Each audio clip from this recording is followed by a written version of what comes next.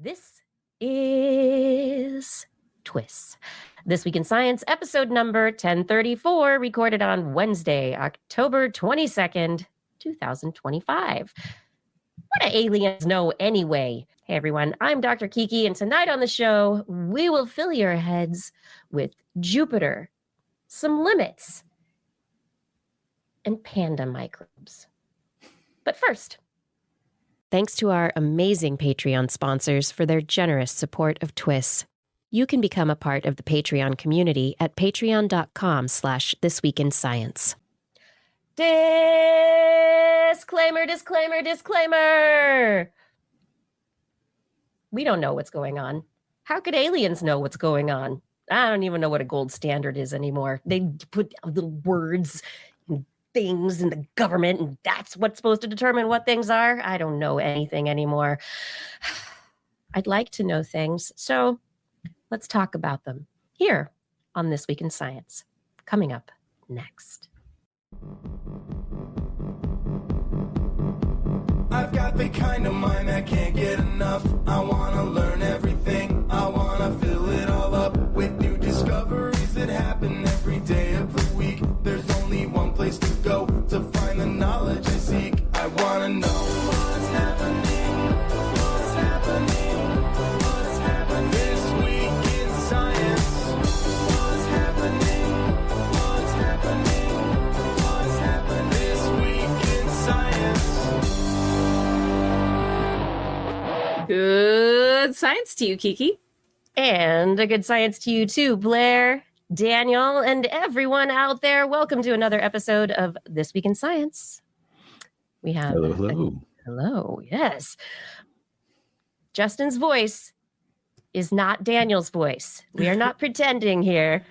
We have a different person joining the show who I'll introduce in just a minute. Welcome to the show, everyone. Thanks for joining us. We have a fantastic show lined up ahead.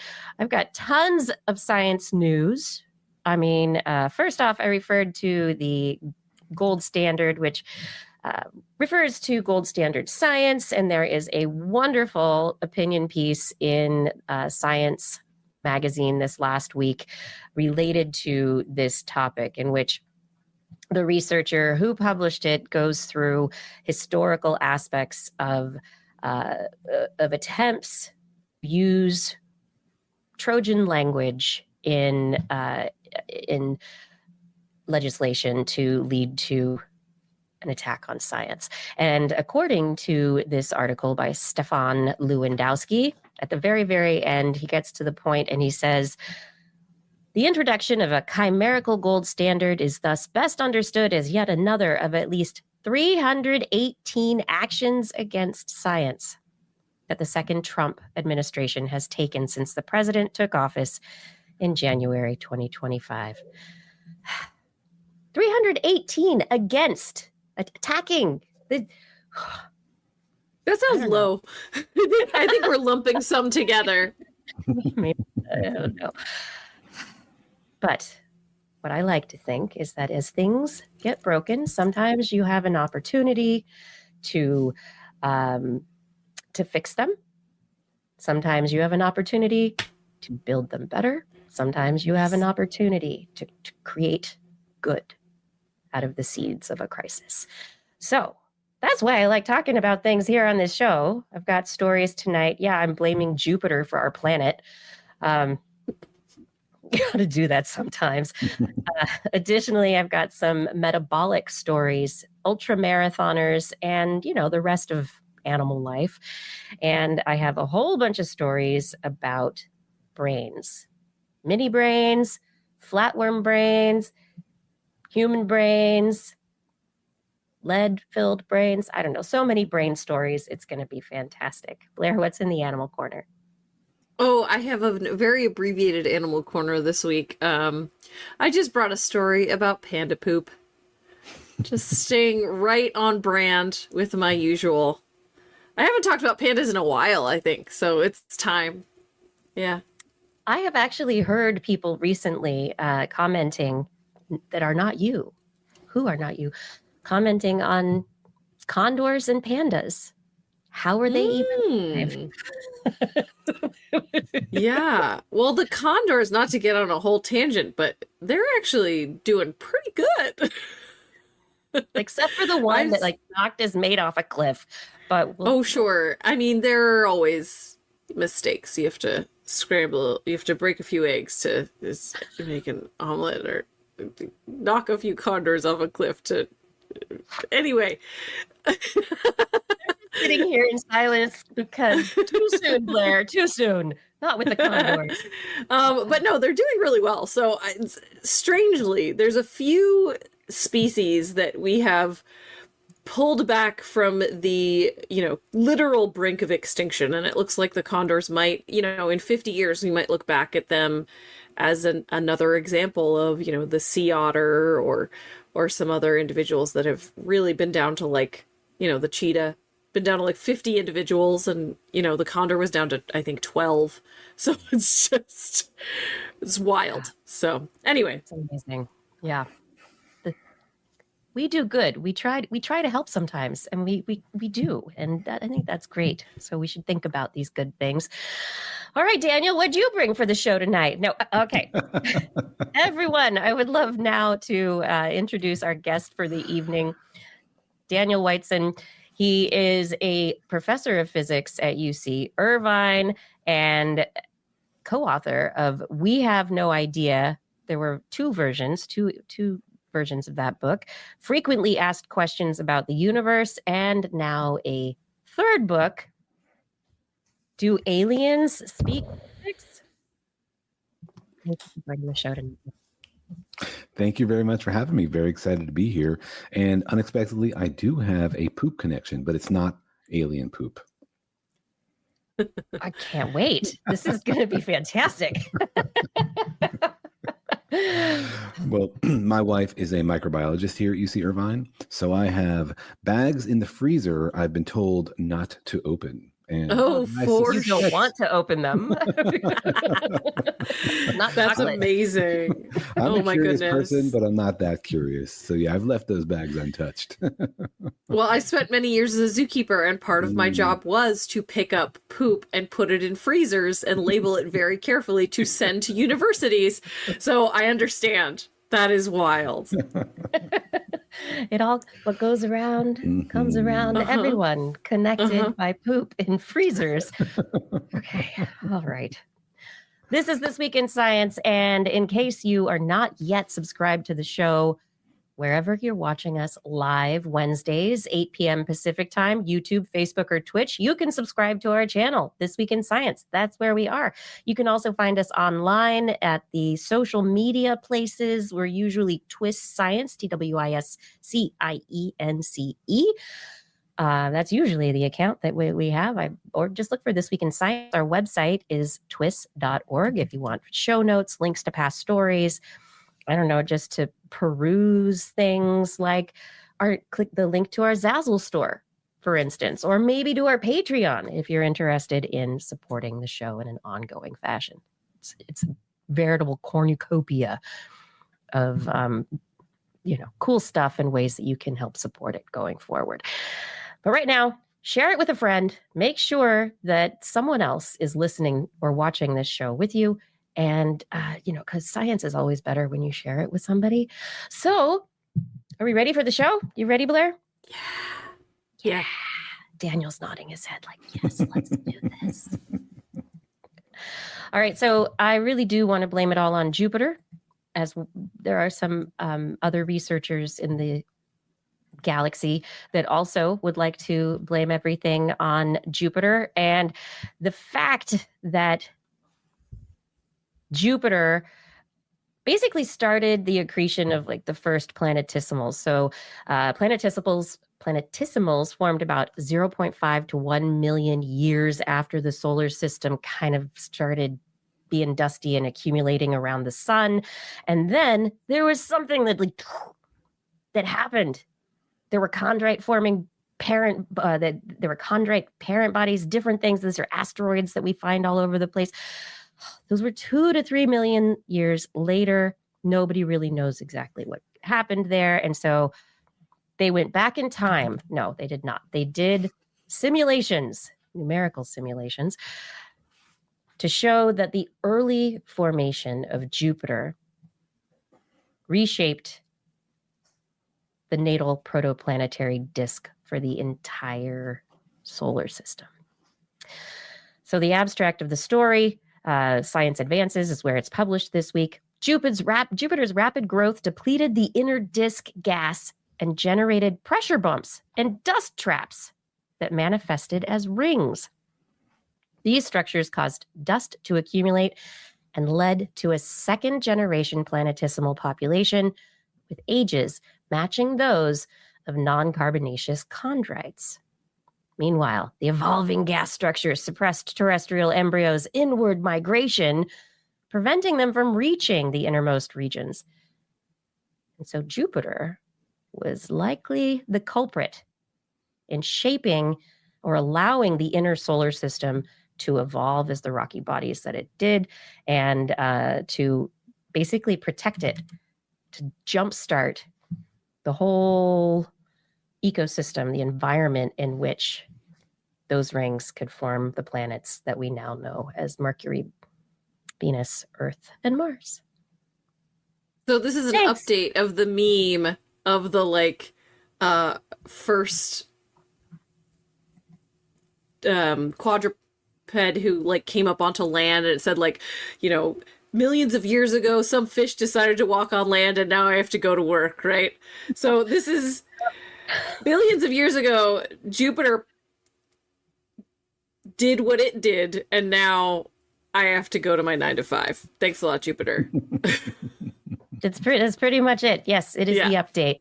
There have been previous simulations where they looked at gravitational forces and have simulated the movement of different bodies into the inner solar system and then back out again.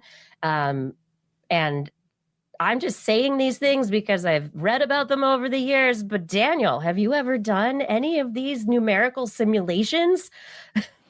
These are amazing simulations, and they tell us so much about the nature of the solar system. And I think the big takeaway message for me is that the solar system is chaotic. Like, it seems steady on our time scales, like Jupiter is Jupiter, and people have been looking at Jupiter for tens of thousands of years or whatever. But if you look at millions or billions of years, crazy stuff has happened in our solar system. And simulations suggest that, as you say, Jupiter moved into the inner solar system as well as Saturn, and then maybe another gas giant pulled it back out and was ejected from the solar system. So we think that the solar system was formed with more planets than it has now. But that's not even considering the hypothetical Nibiru Planet X that's out there in the dark. That's just, Yeah, that means that one of there might be additional planets in the solar system we haven't detected, but there are also very likely planets that formed with Jupiter and Mars and Earth and all those other planets that are now lost. In fact, we think there are billions of rogue planets out there in the solar system traveling through the galaxy without the benefit of a star that were ejected from their families. What? Yeah. I didn't know that. It's crazy, right? You see them through these amazing micro eclipses. They pass in front of a distant star and very briefly eclipse it. And you can tell that it's a planet because of the shape. It's just like how we detect exoplanets. In fact, they recently saw one where it has a moon. So they could see the eclipse happening. And then as time went on, they could see the eclipse changing because the moon was making its own mini eclipse on top of it. So it's an exomoon on a rogue planet. Science is crazy, y'all. But now, okay, so we have JWIST now. We've had the Hubble for ages. We've got these amazing ground-based telescopes that are looking out at the universe. How is it possible that we wouldn't know all the planets in our solar system? Yeah, that one's bugging me. It is 2025. Yeah, well, it's a great question. It's one reason is that we just don't have enough eyeballs. We have JWST, but everybody wants to point it in a different place. So probably if you dedicated it to hunting for deep, dark planets that are out there in the dim reaches of the solar system, it would find one. But there are other studies that people want to do about super distant galaxies in the early universe that take priority. So what we need is more space telescopes. Think about all the photons that come to Earth. A tiny fraction of them have their information extracted for science. Most of them just like splash on sidewalks or on a tree somewhere. There's so much information about the universe coming to us all the time that we're ignoring. I like to fantasize about not a Dyson sphere where you're like gobbling energy from the sun, but like a sphere of space telescopes surrounding the Earth, looking out into the cosmos. Think about everything we could learn, right? I like that better than the Starlink satellites that are getting launched up there. I think. I know. And they're pointing down at us instead of out, which is what we really want. Yeah, and so much money is spent on like, so somebody can stream a cat video while they're camping, and compare that to the amount of money we're spending on science. Oh, it's shocking, because the knowledge is out there. We could just buy it. If we just spent the money, we would know these things about the universe. There's literally nothing preventing us from doing it. We're just deciding not to. We're like in a candy store, our pockets are bulging with cash, and we're just walking out and not buying anything. Well, not our pockets, to be clear. No, exactly. Humanity's pockets. And so I love that Jupiter study. It's amazing to hear about the early solar system and how it formed. And it's incredible that we can figure this stuff out, just given like what we're looking at now, hardly ever having left the planet. We can deduce this stuff.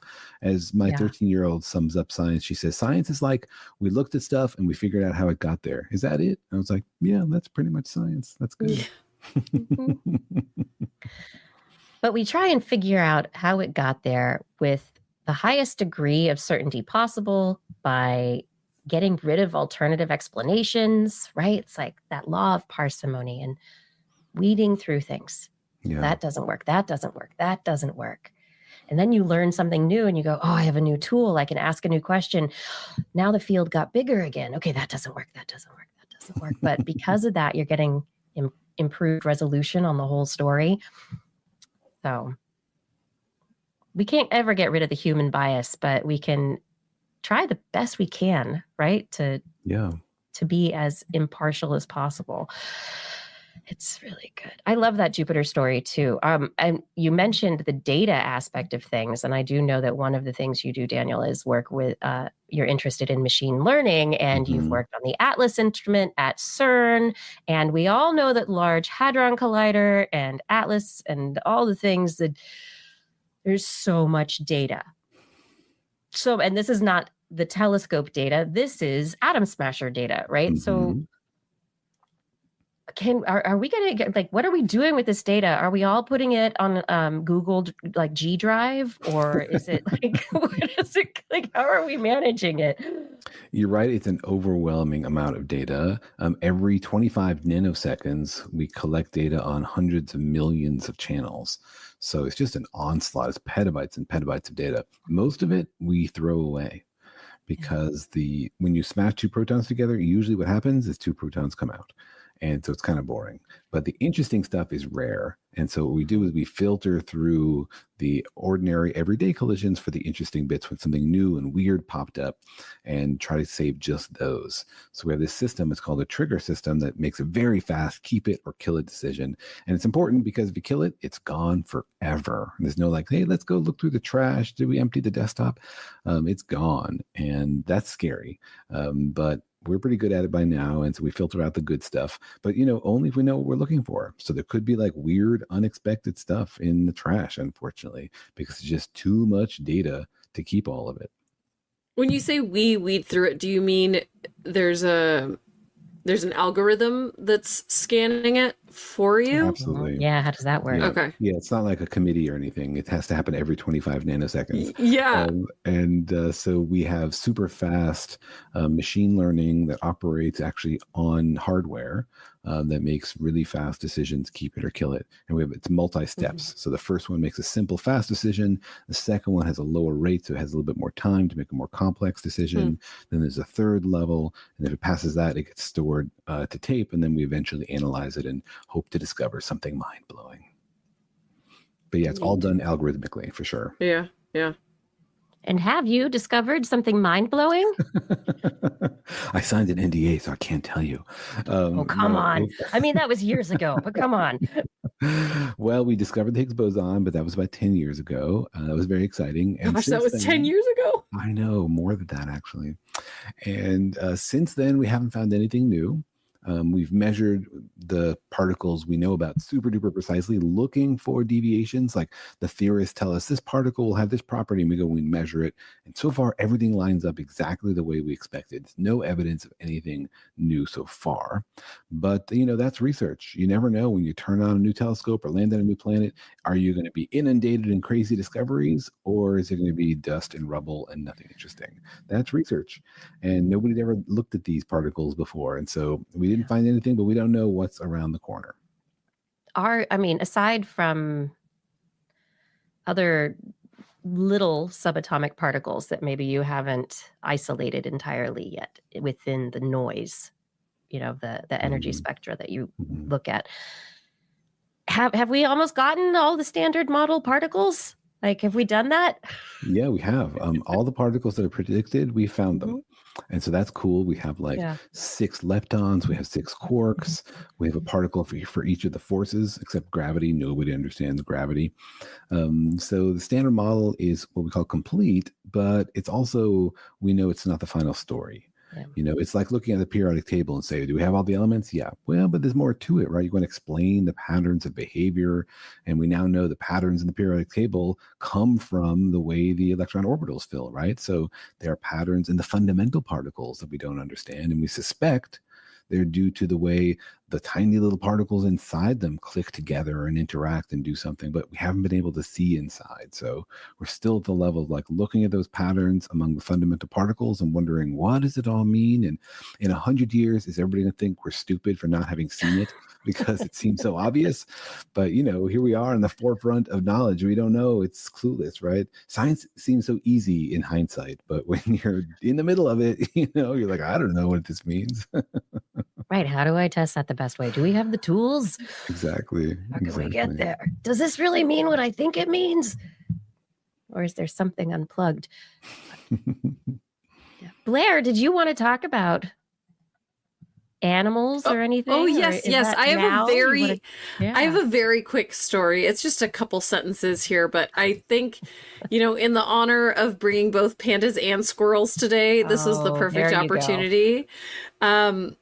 But just, groundbreaking study, in where squirrels like to bury their food. Yes. And so this is just a study looking at where in urban environments, these are gray squirrels, where they like to bury their food and where they like to forage. And overall, they found that consistent road noise is actually a predictor of a higher level of squirrel behavior than they would expect. And so it looks like they're actually using that as an opportunity to create cover to protect them from predators. So if there's a lot of road noise, that means there's a lot of traffic. That means there's less likelihood for there to be cats or coyotes or birds of prey or whatever it is that are trying to grab and eat squirrels. And so there's actually kind of a funny bell curve where you actually get an increase in squirrel activity with some road noise versus, you'd think more people, less activity from squirrels. Of course, squirrels are kind of a special case because they are very easily not fully imprinted upon, but habituated to human activity, almost to the point where they're insistent upon receiving food from humans. We actually have had a couple cases in Northern California up here of squirrels attacking people because they're not rabid or anything like that. They just have been fed by humans. And so they're so used to being fed by humans that when a human is not feeding them, they go, hey, give me that. And it gets violent. But so squirrels are an interesting case here. I don't think this is an across the board situation. You would need to kind of repeat this study with a lot of different wild animal species that are found in urban environments to see if those other species have a similar reaction to road noise. But I would wager that squirrels are kind of special in that case. So. Squirrels definitely are special. That's for sure. It's amazing how much cuter squirrels are than rats, and I think it's just the fluffy tail. And their little ears. Don't trust it. The squirrel ears with the fluff on the top.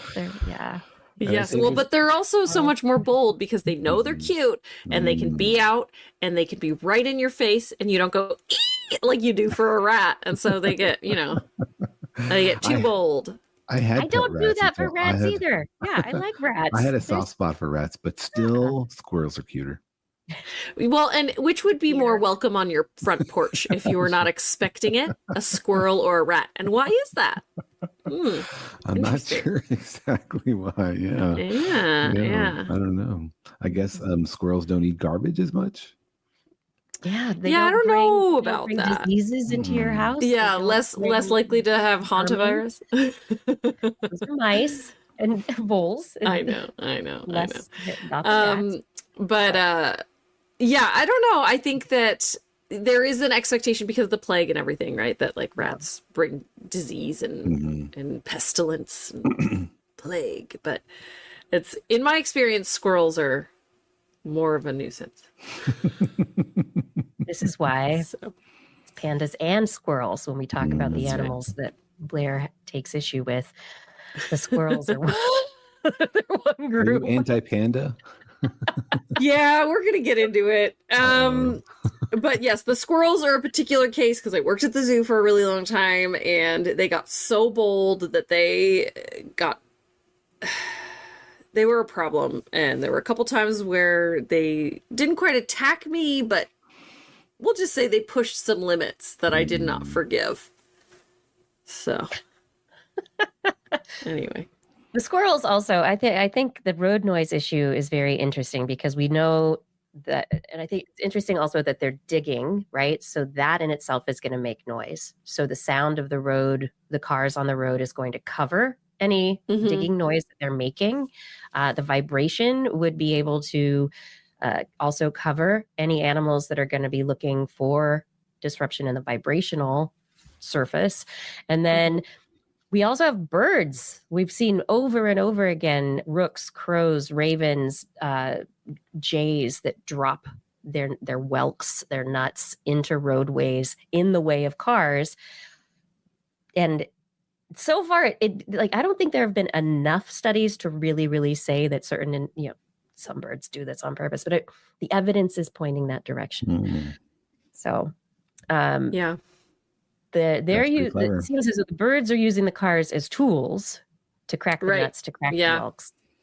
But you need to set up some laboratory testing for that. You need to get some crows. You need to put mesh over the top of a speedway, and then you need to get some cars on the speedway, then offer them up some different tool options to open their nuts, and then yes, they're definitely using the cars. Double blind squirrel study. Yes, exactly. Throw a hammer. Yeah. They'll make their own hammer. They're self-sufficient. It's true. Speaking of things that you make that you want to eat, or if you want to eat, how much do you eat? How much energy do you burn every day or any day for that matter? Researchers have been trying to figure out for a while if there are any rules to metabolism, basically to see if there are rules to how temperature, how performance is related to the not just internal, but also external forces. They just published a study in the Proceedings of the National Academy of Sciences. The work actually shows that there seems to be some serious constraint when it comes to species' ability to optimize within certain temperature ranges. This also has to do with metabolism, how much heat you produce, how much heat you can lose. There's physics involved here. Thermodynamics, to be exact. Yeah.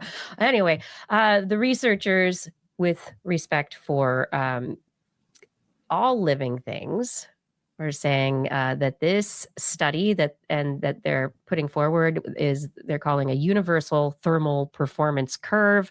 It seems to apply to all species and dictates responses to temperature change.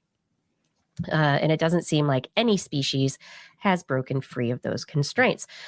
Go from that into another study just published in Current Biology this week, researchers looked at a cohort of ultra endurance athletes. These are people who train and compete at very, very extreme levels. So they had 14 highly trained elite world-class ultra endurance athletes. These are people who are doing ultra marathons, 50, 100, 150 miles of running at any given time, and who are using a lot of calories. So they compared basal metabolic rate to the maximum metabolic rate that the individuals used over time.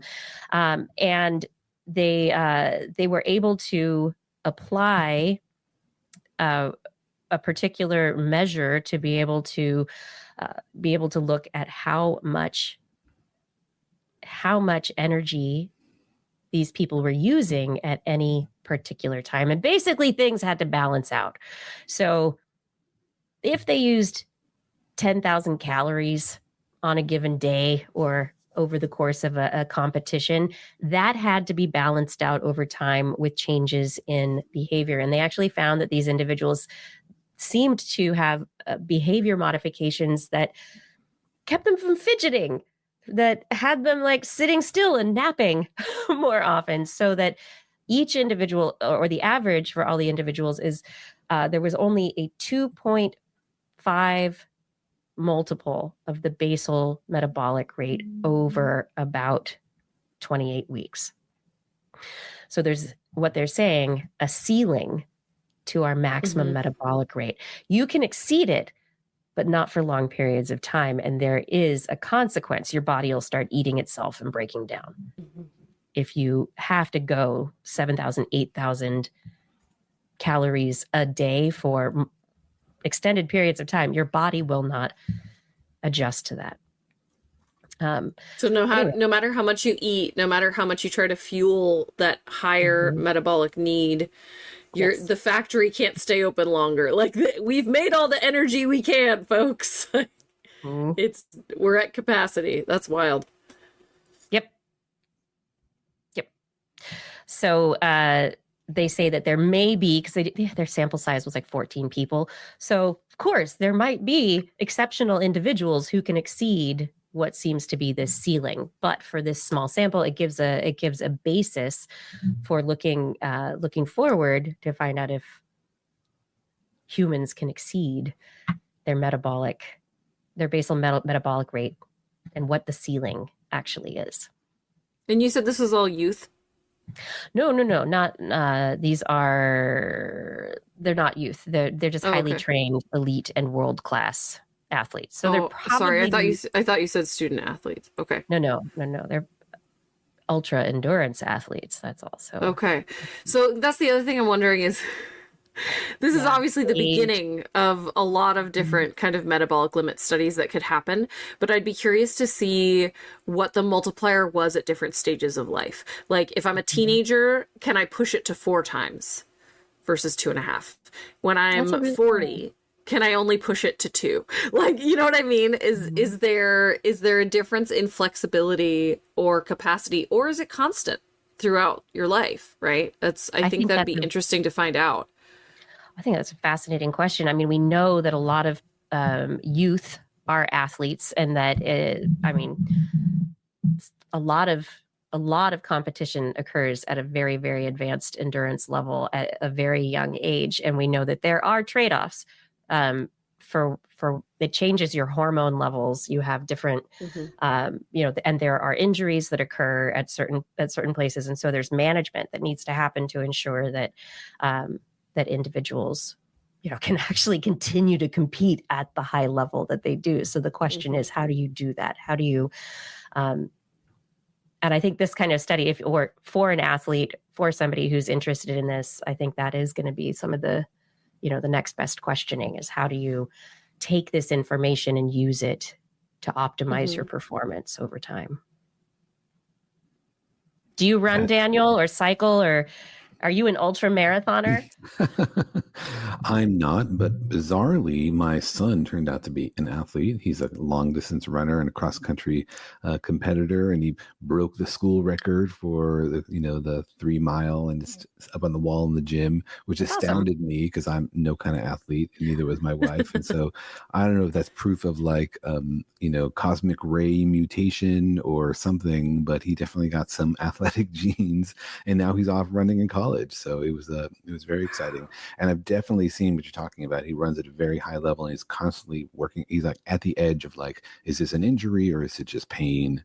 And there's managing that level. Yeah. Some pain is fine. It's good for you.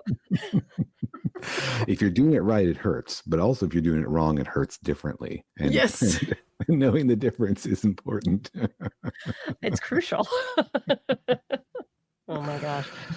And do you think that this kind of thing is common across species? I mean, here we did a study on humans, but like, I've also heard the humans are unique in their endurance capacity. Mm-hmm. Like other animals can run fast or climb or whatever, but humans have like the best endurance on Earth. Is there anything else that approaches that?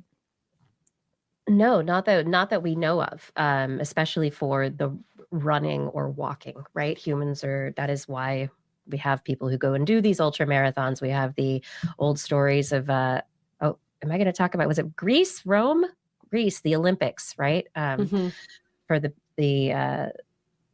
was the messengers who would run basically a marathon to be able to send messages back and forth. But I think what we are seeing is that there are certain individuals that they have adaptations that allow their muscles to make use of oxygen better, to metabolize more sustainably, that there are variations. And it's not just something you can train and do better, but if you don't have the adaptations and the genes to allow you to do it, then I think this stuff is really fascinating. Amazing. Well, we're such a strange animal in so many ways, and that like we have, in many cases, unlimited, unbridled access to nutrients, right? And so like I think it's really hard to compare and contrast to wild animals in a lot of cases, because there are animals that do crazy feats metabolically. There are sea lions and elephant seals that can dive.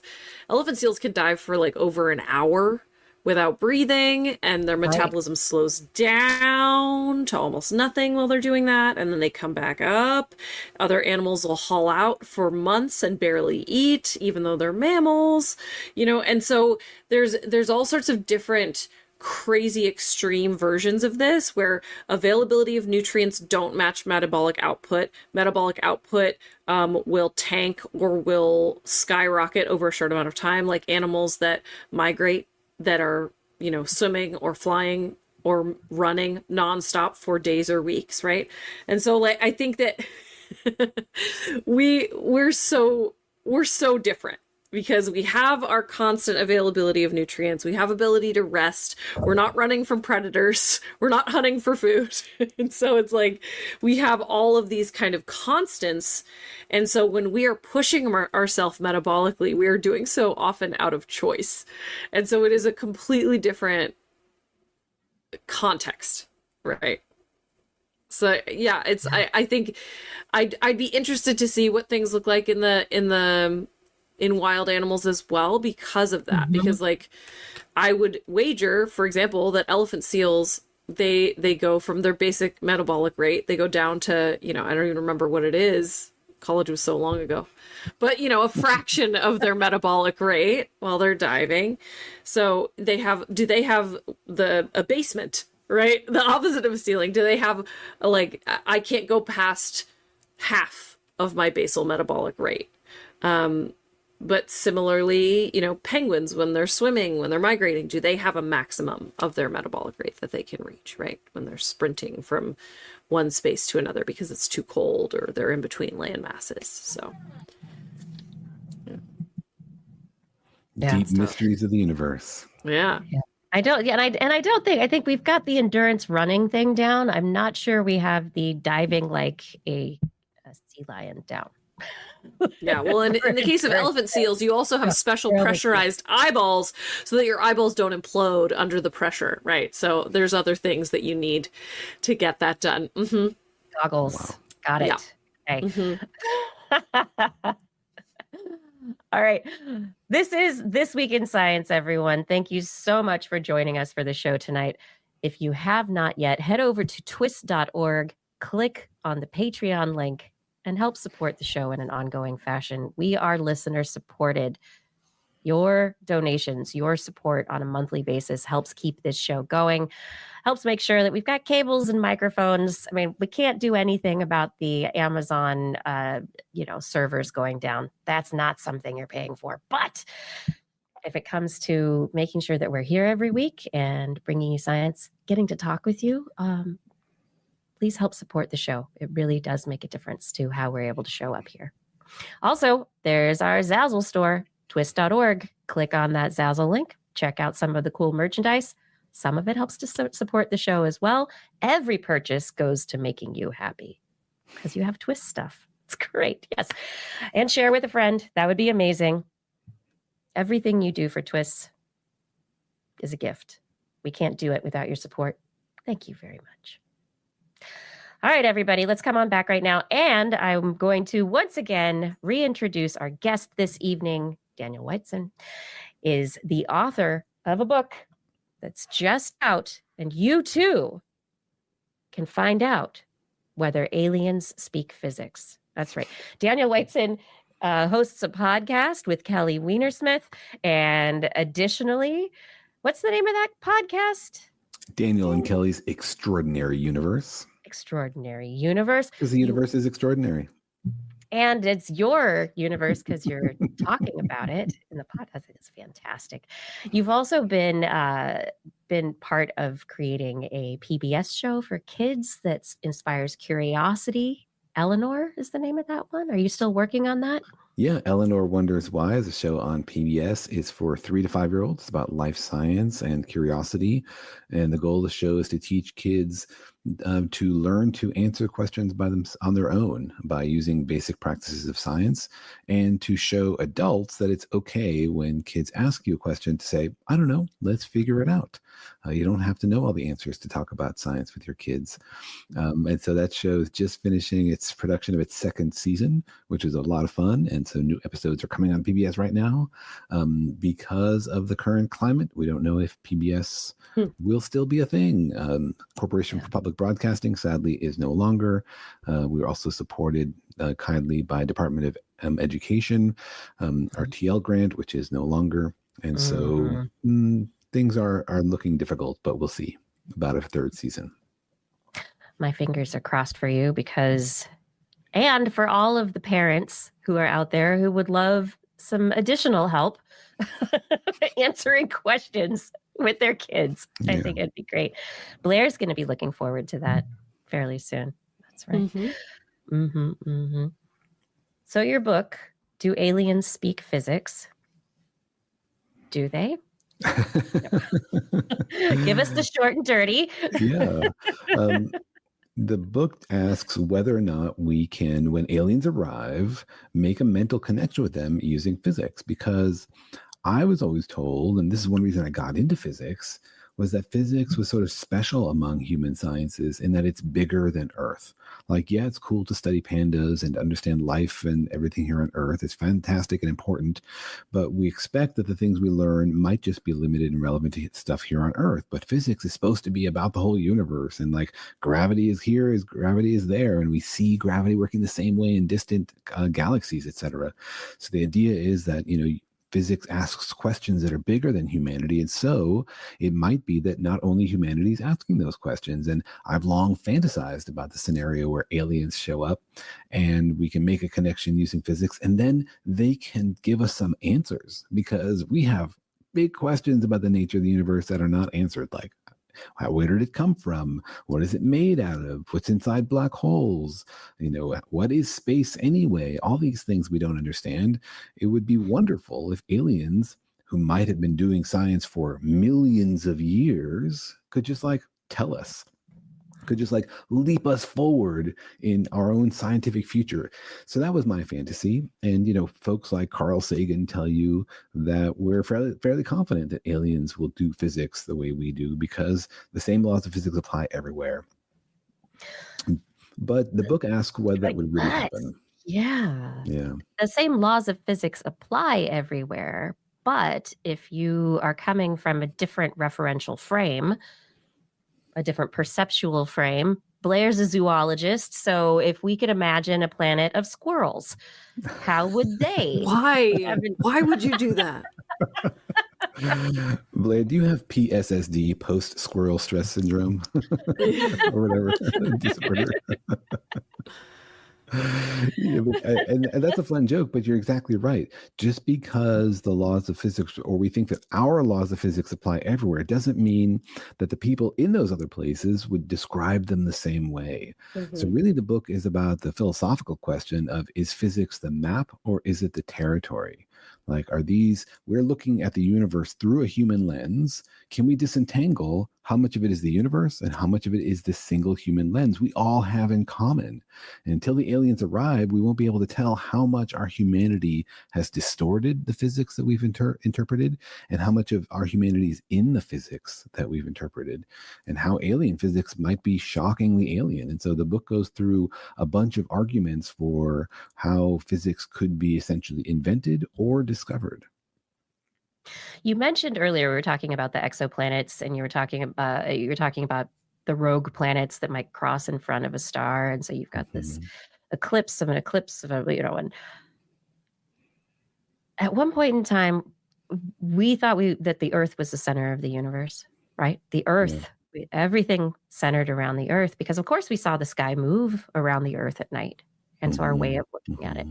And now we have these new eyes on the sky to be able to show us new things.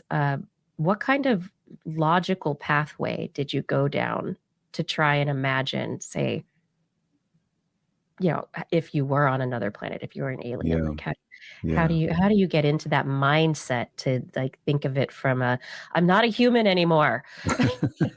I'm not on planet Earth. I'm not a human. Well, you got started exactly the right way. You have to question, you have to identify and then question the assumptions that you're making and wonder, is this really the only way we could have done it? And we have a terrible history of this, right?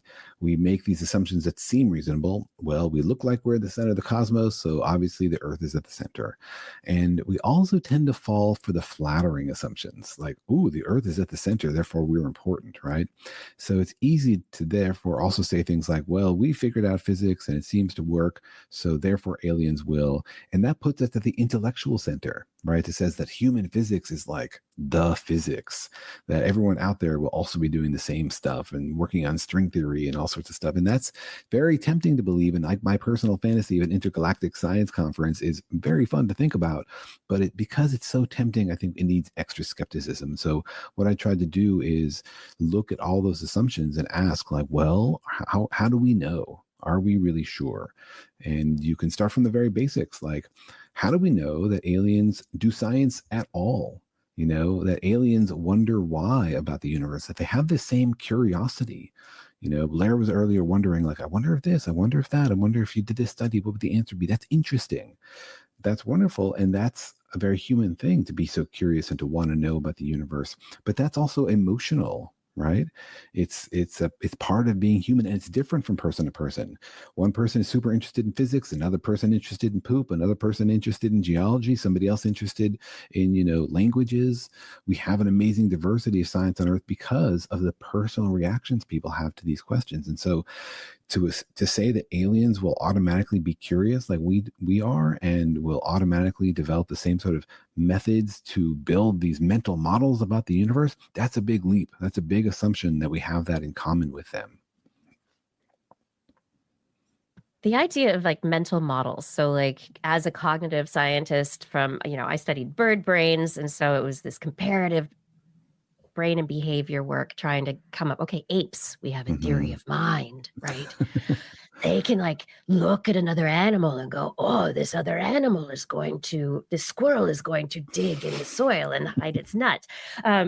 Love your ape voice. Yeah. Thank you. This is how the apes are talking. Yes. But forever, and Blair, like in the animal corner, is we're constantly like duh, like suddenly a scientist did a study that shows an animal is smarter than anyone thought. Yeah. Or, oh, an animal is clearly intelligent, like in this particular way. And so I think it's a really interesting, the way that your book goes forward with these scenarios and delving into this perspective of, okay, how do we put on the skeptical hat, but also how do we really try and consider the cognitive kind of philosophical aspects of what aliens would be interested in? I've read plenty of sci-fi books, and some of them you have spacefaring aliens who were not curious, but they leapfrogged into the stories. It's not sci-fi, not real. Yeah, whatever. But I don't know. Do you think that curiosity is necessary? It's a fascinating question. I don't know if curiosity is necessary because the only thing we can do is like look at our one example here on Earth and try to extrapolate from that. And even here on Earth, we have been developing technology and getting better at stuff long before we had any idea how it all worked, before our curiosity helped us. Think about like bread and cheese. These things are, you have to be a master of the microbes to make these things work. And we had no idea. We didn't even know germs existed until fairly recently.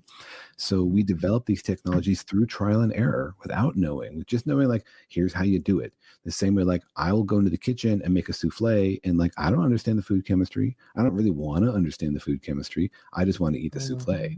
The same way, like a sword maker knows how to make a sword without understanding like the condensed matter physics of the nanostructures that make that thing super sharp instead of super dull. They know how to do it. They don't know why. They don't understand it. So we were technological my before. Cell phone. Yeah, exactly. I don't know how it works. So humanity was technological for a long time before we were scientific. So it's certainly possible to develop technology without being scientific. And, we tend to think about, oh, look, we have developed science. Now we have science, so we can use science to understand the universe. Science itself is something that's evolving. It's changing. The way we do science today is very different from the way Galileo did it. Look at the studies you pointed out earlier. They have simulations about the early solar system. So now we have this like new element of science, computational simulations, incredibly powerful tools for doing science. Galileo couldn't have imagined it. What future elements could we add to science? Have aliens added to science?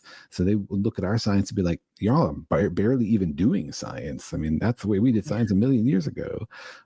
So I think we tend to over accentuate the way that we're doing things now and imagine that we're at some final step, that we have the science badge and we're going to keep doing it this way forever. But it's just a moment in our history.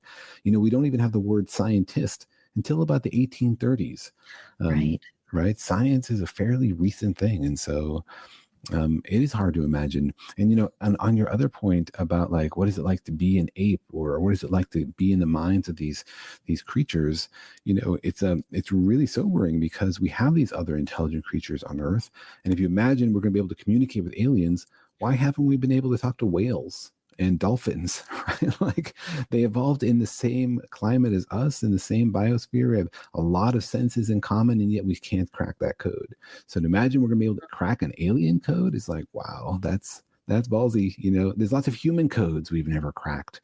There's so many like written languages from ancient cultures. Nobody knows what they say, what they mean. And these are like biologically identical humans to us, living on the same planet and with a similar culture. In many cases, we know about their culture. We have all sorts of cultural context, and we still can't crack the code.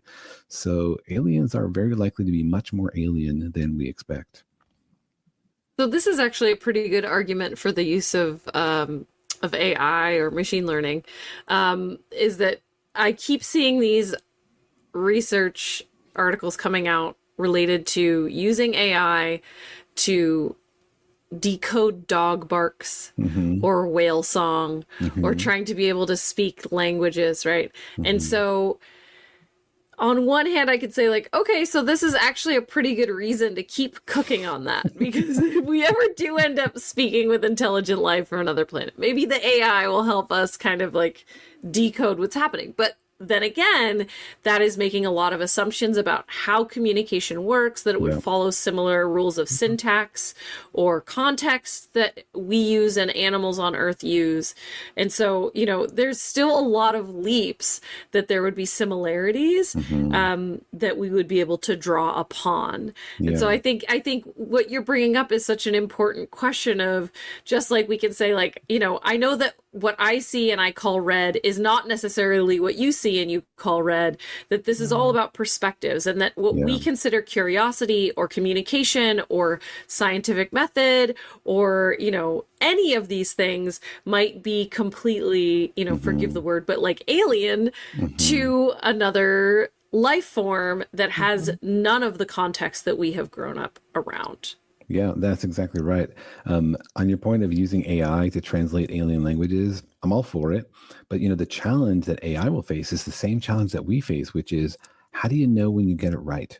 Like, if you intercept, what a good point. Right? If you intercept some human code, right? Your teenager is writing in their diary in some code, they don't want you to read it.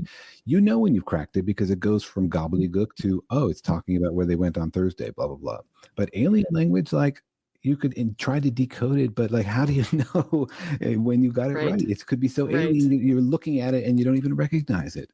And I think more deeply than that, there's this question of like how aliens experience the universe. Like, we know that our senses are limited, that we only interact with a tiny slice of what's out there in the universe. And we tend to think of our senses like giving us a direct revelation of reality. Like, the room I'm in, I know that my computer is here and whatever, but there's a lot more in this room. There's dark matter, there's neutrinos that I'm not sensing. So our sense of the universe internally is limited and defined by our perceptions. We talked earlier about like space telescopes. These are like technological extensions of our senses, but crucially, they don't change like our mental model of the universe. You notice when you look at an image from JWST, you don't see it in the original infrared. It'd be invisible to you. When you talk about gravitational waves, they don't show it to you in terms of like the waves. They play it for you like a sound. We're always translating things back into our own sensorium, because that's the way we make sense of the universe. And so if aliens have a very different sensorium, or like octopus, right? They have like distributed brains. What's it like to be an octopus? We have no idea. What's it like to be an alien? That's going to really shape the questions they ask about the universe, and I think more crucially, how they accept the answers, because you always want answers in your own familiar, intuitive language. And that's going to be different for aliens as it is for us. And so we could end up in a situation where like they have answers that don't really make sense to us. And our physics, they're like, what are you even talking about? You know, even if we get past the communication questions. So in the early part of the book, you reference the Drake equation, and which is the equation that kind of says, if there is intelligent life in the universe that could be spacefaring that we could meet, like, could it be there? What's the probability, right? So it's a probabilistic calculation of that. And you add a few factors to it for your book. Can you talk about like those factors and why you added them? Yes. And what do you think it's useful? Do you think that is actually... should we like officially change the Drake equation? Well, I mean, Drake's equation tries to calculate how many intelligent civilizations there are out there that could send us a message. But I was interested in more than that. I don't just want there to be an intelligent civilization that sends us a message. I want to make mental contact and talk about the secrets of the universe. And so there's a sort of a subset of Drake's aliens that I'm interested in, the ones that do physics the way we do, so we can get like answers to our physics questions. And so I added a few terms. I added terms like, one, what are the fraction of those civilizations that are technological that do science? We don't know that it's 100%, as we just talked about. Another term is communication. Even if they can send us messages, can we make mental contact? Can we decode those messages? Because every communication has a translation step where you go from idea to symbol. And that translation, the assignment of ideas to symbols, is cultural and arbitrary. And so inverting it might be impossible. And then there's the question of, are they interested in the same questions as we are? Do they see the same emergent structures in the universe? Do they ask about those same things? And then finally, do they have the same kind of answers as we do? Like, are they interested in the same things? Would they accept our answers? Could they be working on a completely orthogonal theory of physics that also works? And what does that even mean about the nature of truth? Like AI, didn't right. it come up with like a completely different way of explaining things? Like exactly. Or, you know, could they come up with a theory of physics that we just don't even understand? Like, are we biologically limited from understanding alien, super advanced alien physics? So those are the things I put together to extend the Drake equation to ask the question, what fraction or how many aliens are there out there that we could have this physics conversation that I think Carl Sagan imagined and that young Daniel imagined when he was getting into physics? Is that really possible? Because that's what I wanted to figure out. Interesting. So your math, you think it's possible in an infinite universe with an infinite... I think two things. I think it's very unlikely because a lot of things have to fall into place. Like the beauty of the Drake equation, I mean, it's not complicated like the Schrodinger equation. It's just a bunch of numbers multiplied together. But the beauty of it is that that structure reinforces how you have to have everything fall into place. Like it doesn't matter if you got lots and lots of planets if none of them have life on it. And it doesn't matter if a lot of them have life on it, if it's all just green slime. You have to have everything fall into place to have intelligent aliens communicate with you. In the same way, you need a lot of philosophical assumptions to go the right way for there to be aliens out there we can talk to who are interested in the same stuff, whose answers we can digest, who can help us understand the universe.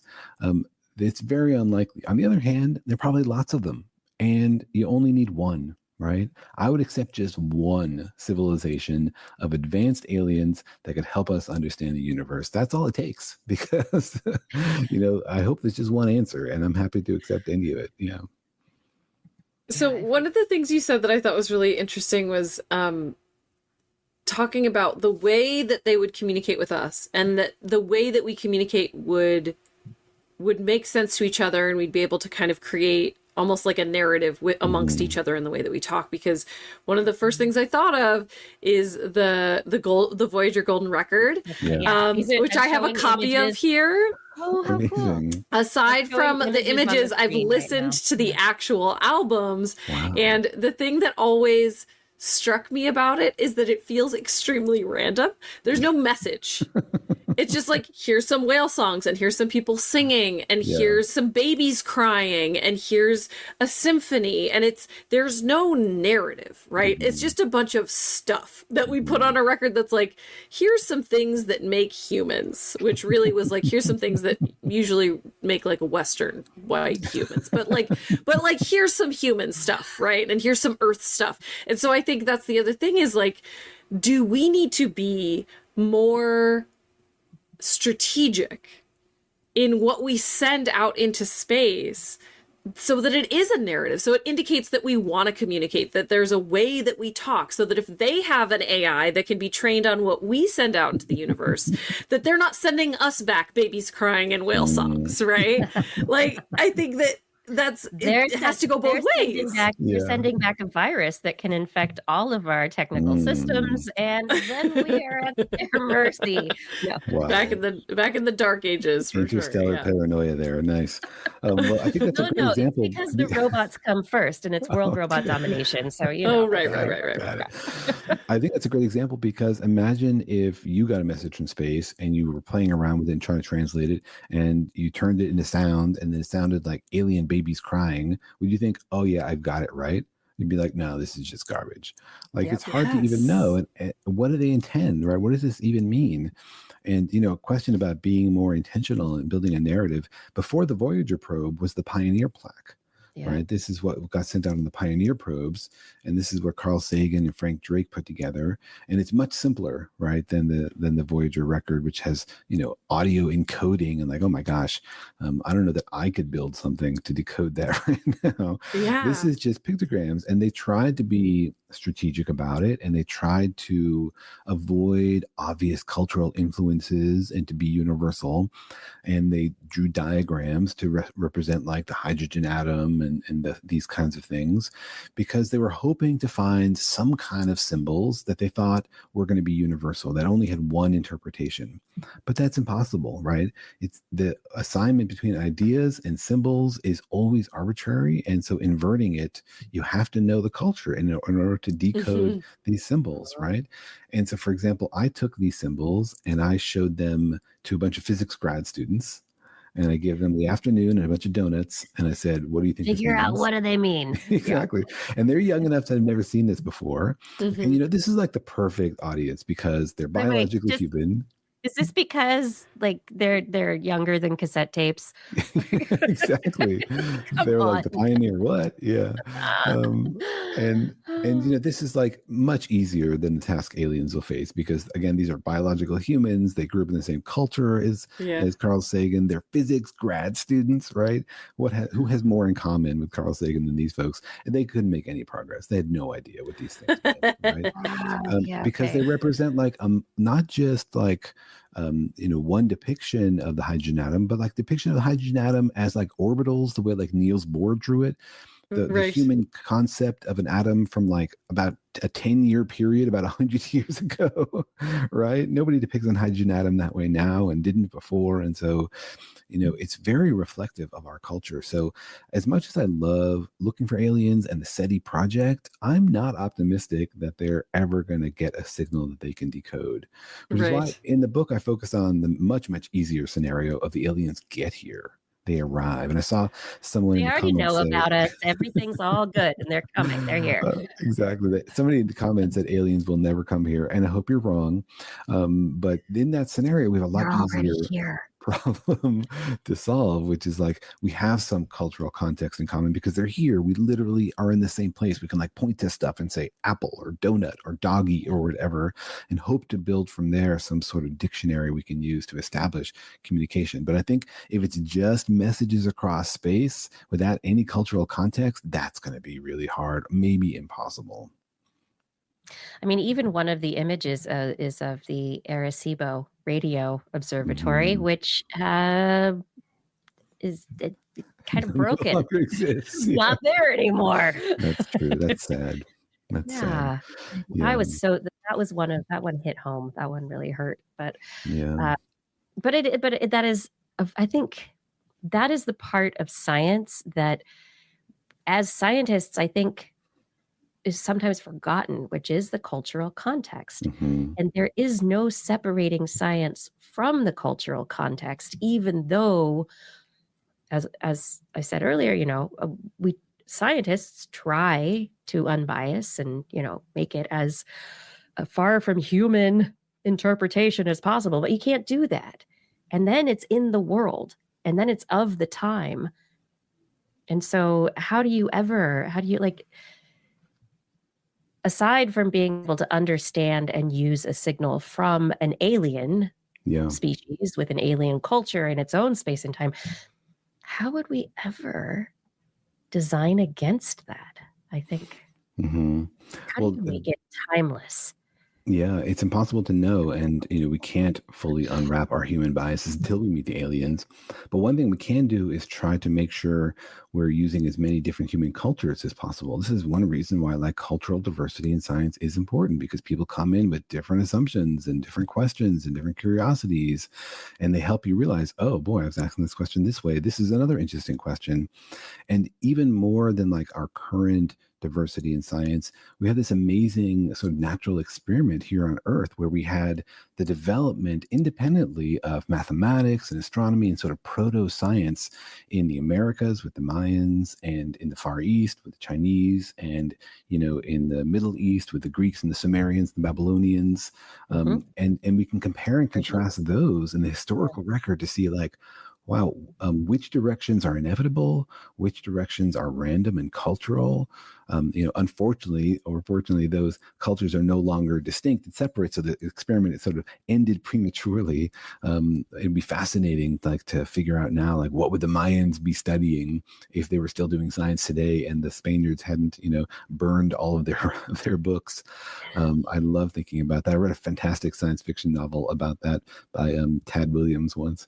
Anyway, for the book, I did dig into those records and look at like, how did the Mayans approach this versus the Chinese? And, the story is similar across the continents, that everybody saw patterns in the sky and then tried to understand them and used math to understand them.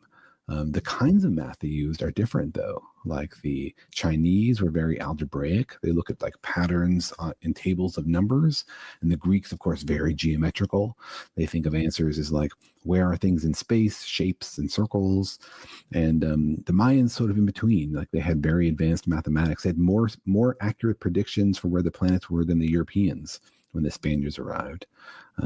So I'm wondering, we don't have a lot of their records. Someone earlier, Paul Disney said, made a reference to base 10 math, right? Where there has been math that's base 12, base 60.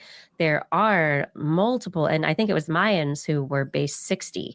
And so the difference in the way the numbers calculate, it's not, the math is still there, and the way it works, I guess, still works. Like, did you look at that deep enough to like be like, oh, there's some real differences here, or you're like, oh yeah, it's all kind of similar, just different bases?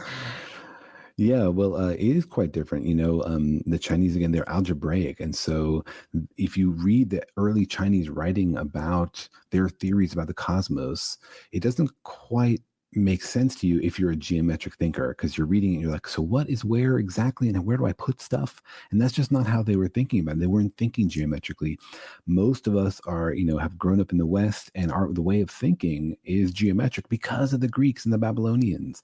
And so we're so geometrical as thinkers that some of the early I don't think I was until Pythagoras, like that theorem. Exactly. And it wasn't until Descartes that we understood that, like, oh, geometry and algebra are actually the same thing. They're just different ways to tackle the same fundamental concepts, like how two equations on a page, you can solve them algebraically for the solution, or you can graph them and see where they intersect. It's exactly the same fundamental mathematics, just two different sets of structures that turn out to be equivalent to each other, which is super fascinating. But, you ask a really deep question about mathematics, and I saw somebody in the comments say, like, well, certainly math will have in common with the aliens, even if not physics. And that seems compelling. And it seems likely, but it also, how do we know, right? We do science with math, and we find math everywhere we do science. And in fact, math sometimes leads us to answers. Like there's cases in the history of science where people have just used mathematics to say, well, this would be prettier mathematically if we had this other term. And then it turns out, oh, yeah, we have that term. It exists in the universe. So math seems to lead us to answers, but we don't know if it's actually necessary or just very, very useful. And I read this mind-blowing book. It's called Science Without Numbers, by a philosopher who said, look, this idea of like having a number line and putting things on a number line, that's just an abstract concept that works in your head, but you don't need it. You don't need those numbers to do science. And he developed a theory of gravity without any numbers. And it's not a very nice theory. It's not a very useful theory, but it does work. And so it sort of proves the point that like math could just be an insight into the way our brains work. That's something that's convenient for us, an easy shorthand for us because of the way our minds work. It doesn't have to be that way for aliens. Or it could be that we have in common, and that would be an incredible discovery. But we can't take that for granted. But it's wild to think about a spaceship that would run without math. But I can see how it's possible, right? Yeah. But I think steampunk spaceship. We got to fermentation. We got to last week. Exactly. You can have a biochemical combustion system that's just like you feed this goo the right amount and the engine goes. Like there's it's possible, right? It's possible. Yeah. And I had a really fun conversation. I emailed Noam Chomsky because I was thinking, who else has thought about linguistics and aliens? So I emailed him. He's famous for also math, right? Math. So, he's famous for actually reading his email and answering it. And so he agreed to have a conversation with me, and I asked him this question, and he said math. He said the way to make contact with aliens is through math, because arithmetic is the foundation of all of human math, and everything builds from there, and 1 + 1 = 2 everywhere. And I saw Paul Disney there in the comments commenting about whole number integers. And that's a compelling argument, because it seems like likely that like 1 + 1 = 2 everywhere. But you could also imagine aliens that don't have whole number integers. Like, what if, you're aliens that are like existing as tendrils of plasma in the atmosphere of a star, and the edge of your body is not like, you can't really define it. So you never come up with this like, I'm different from you, I count myself as 1 and you as 2. Slime mold math. Slime mold math, yeah. So maybe they only start from like real numbers, and integers are like, why would you even, to them it's like, why would you draw this weird dotted line between your body and the rest of the universe? Like, that doesn't make sense. That's totally arbitrary. And when you think about it, it kind of is like, where is the edge of my body? Is it, do my hairs count? Is it like my personal space? Like, in the end, I am drawing an arbitrary. And what about when I pick up a pen or get in a car and I'm driving the car? Is my body now the entire car? Exactly, right. Or you lose an arm, is it still part of your body even though it's deteriorated? These turn out to be, these seem like obvious questions, but they're very fuzzy philosophically. And that tells you, okay, there's some assumptions here. And those assumptions may strike you as obvious, but there's so many times in the history of physics and science when things that have seemed obvious about the universe have turned out to be not at all true. And the whole point of science is to not just accept our intuition, but like let the data tell us. And we just don't have data about these things. We just don't know. And it could be that when the aliens come, that's when we figure out, wow, were we wrong about stuff we assumed was true. I think your next book title is Not at All True. That's the one we'll write after the aliens come and tell us what's up, man. Exactly. So you're getting at something that I actually was thinking about as I was reading through your book. And the book is like, it says, do aliens speak physics? And you think you're going to get into a, pop culture, popular physics book. But then it's like all about animals and philosophy and like all these different ideas that are not physics when it comes, like it's much broader. Did you plan on making a gateway book to astrophysics? Yeah, well, I wanted to ask this question: is physics discovered or invented? And to get there, you have to know a lot about biology to understand perception, to understand how we ask questions, and philosophy to know what is the underpinnings of mathematics and why science works at all. So for me, these projects are fun because they give me an excuse to dig into something I always wanted to know more about, but haven't had an afternoon to do it. And now I'm like, oh, it's part of this project, so I'm going to go read 3 books on philosophy of numbers, and so it's super fun for me. And I originally pitched this idea for a book to my 14-year-old. It was like, what if I wrote a book about whether physics is human or universal? And he was like, yawn, that sounds really boring. And that hurt my feelings a little bit, but you got to listen to the teenagers. And so then I came back, I was like, okay, what about a book where aliens arrive and it's about whether we can talk science to them? And he was like, oh yeah, I would totally read that book. And I was telling him, no, seriously, I read this and I want to give it to my 14-year-old now. Like I do. I'm like, I was reading, I'm like, Kai needs to read this book. He's gonna love it. Because there's so many fun ideas in philosophy, and in my opinion, not enough books that explore the edge of popular physics and popular philosophy. Because hey, the reason popular physics is cool is because of philosophy. Like, why do we care where the universe came from? Because there are deep philosophical implications about what it means to be human and alive in the world. The same way every physicist, like theoretical physicist, goes from writing books about theoretical physics to writing books about philosophy. I know. Everybody takes the Sean Carroll track. Well, like, I got tenure. I'm writing philosophy now. Well, very flattering. Any comparison to Sean Carroll is very flattering because he did it right. He actually went and learned the stuff and noticed what he's talking about. There are other physicist I won't and mention. He's a kind person. He is a kind and modest and humble guy. Yeah, there are other physicists who make the much more common mistake of assuming that because they know physics, therefore they're experts in everything and they can opine about everything without having done the reading. And so I really didn't want to make that mistake. But I was very lucky. There are a bunch of really smart philosophers here at UC Irvine who read this and made sure that I wasn't making a fool of myself and I was correctly summarizing some of these discussions. But there's a lot of really interesting stuff in philosophy that I think more people should know about, and it's really relevant and fun to think about, not just like dry and dusty. And I think that is also at this critical time in the United States for science, where we have this question of, okay, people know science is important. People know that it impacts their lives. They have money for science. That's great. But okay, whatever. Why do I care? That is the crux, right? Why do I care? Yeah. And how do you humanize science? Because the glass tower, the bubble has been isolationist for way too long. And it's making approachable books like this that break down those thought patterns and assumptions and make you start thinking. So, oh, thank you. I agree. And the more people we can bring into science to show them the joy of curiosity and wondering about the universe, and that's why I love y'all's show. Okay, so donuts. Why the donuts? Donuts in the book. One of my role models as a writer is Dave Barry, and he has this column about how was that San Francisco Chronicle or no, the Miami Herald. Yeah. Miami Herald. He had this article which I will always remember. It's where he says some words are funny. Like the word weasel is funny, booger is funny.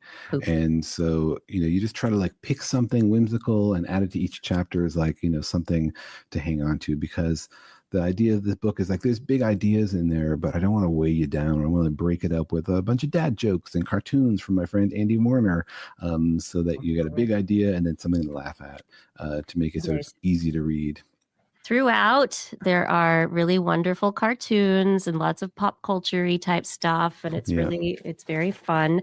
And at the beginning of each chapter, you have these sci-fi short stories, these hypothetical situations that they are actually little fun science fiction short stories. Mm-hmm.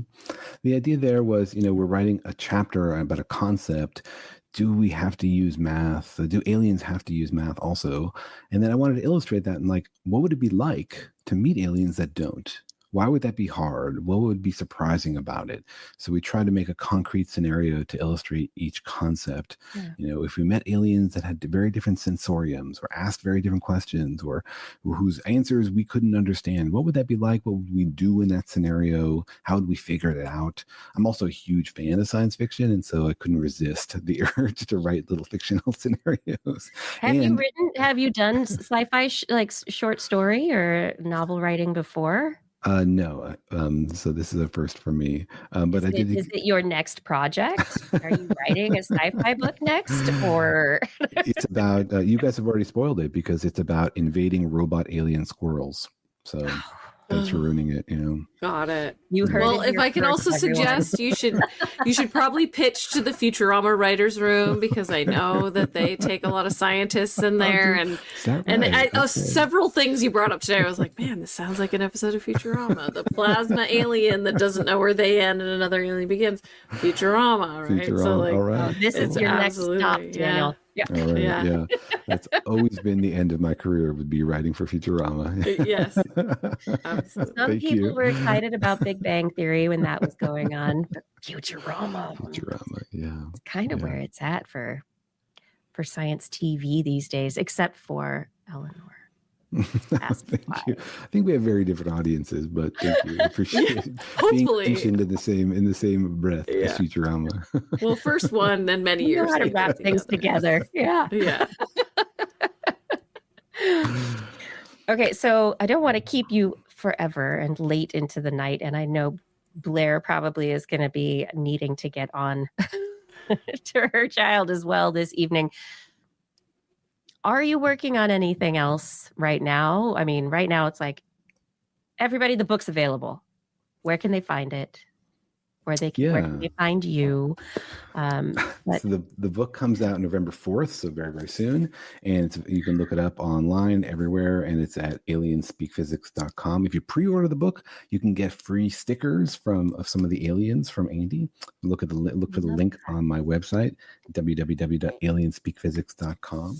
And I have a podcast, Daniel and Kelly's Extraordinary Universe, where we talk about biology and physics and everything in between, and have a lot of fun. And then in my day job, I'm doing particle physics, which keeps me quite busy, but I really love it.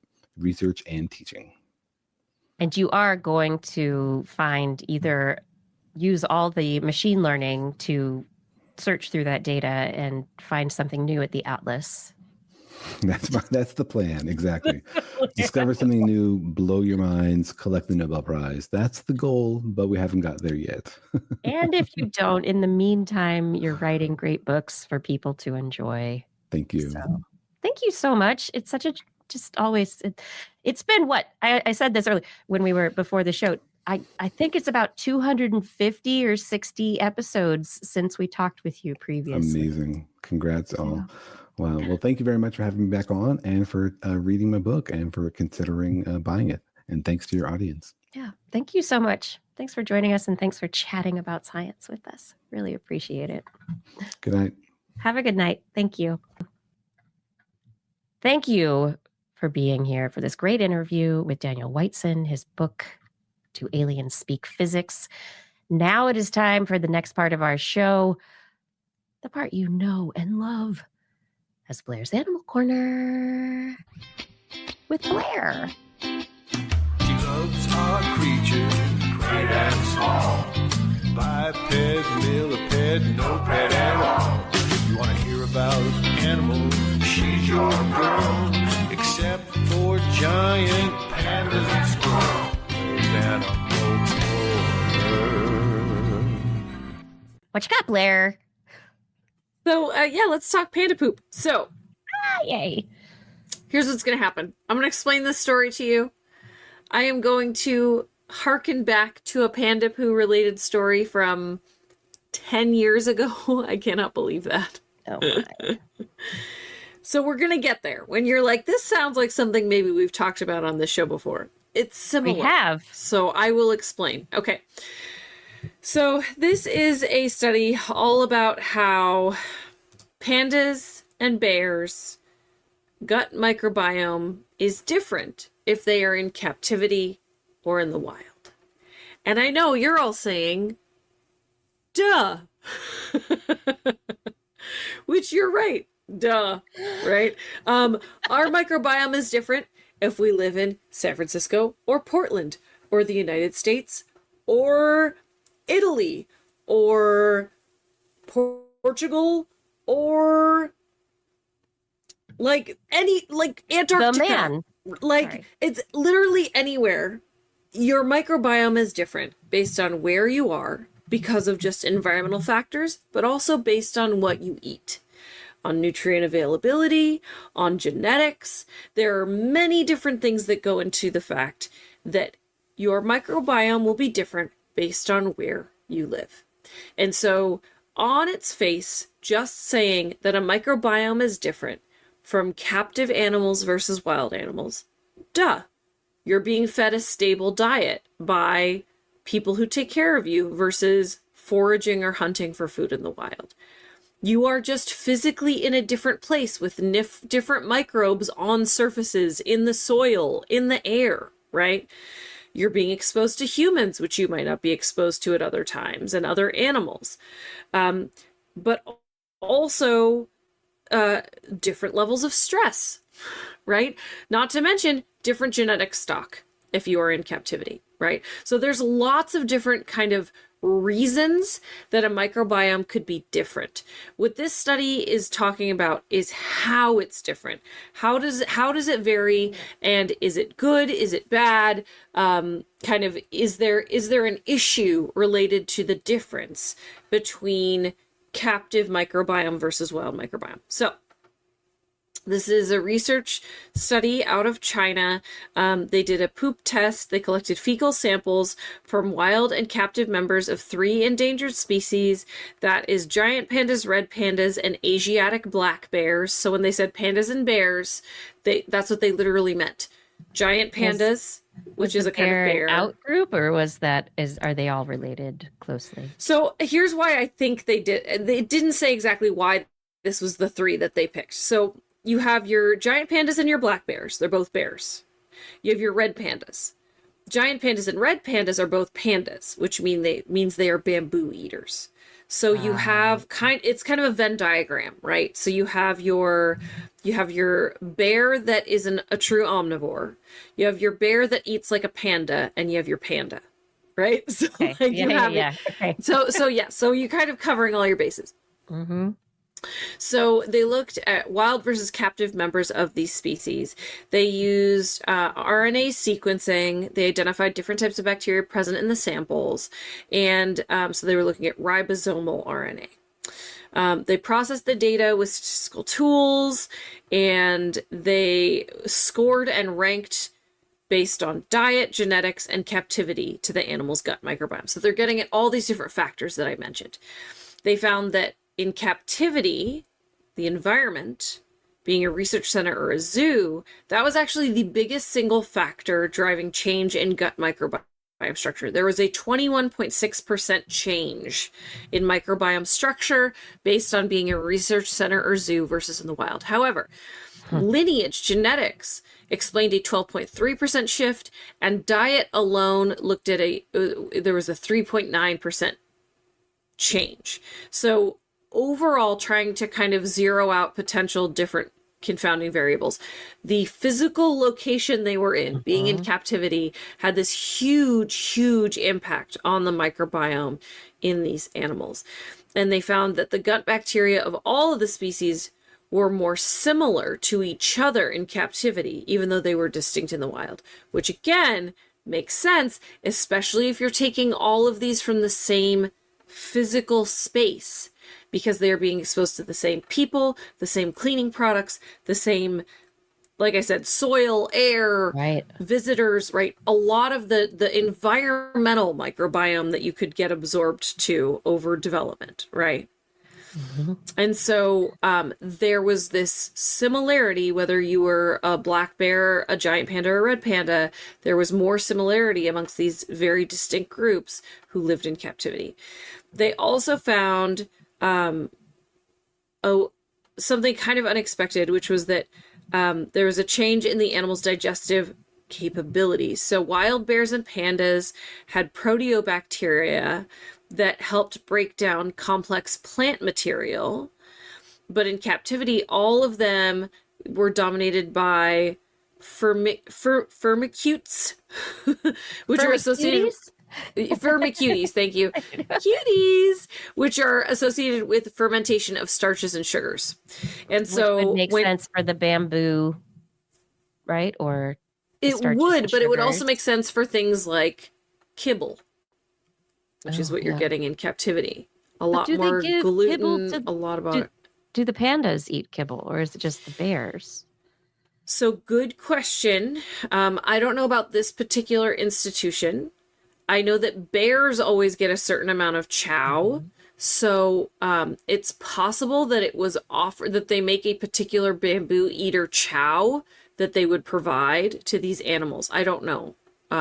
But it's very possible. There's, considering that, there's an entire industry of specialized chows for zoo animals to try to round out the carbs that they need in their diet.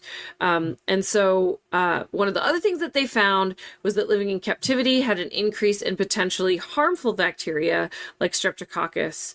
And so again, also that might have to do with the fact that they are in more confined space. They can't get distance from where they go to the bathroom as well. There could be cleaning issues. Are people not scrubbing in and out of spaces appropriately? Or, there could be any number of reasons related to that.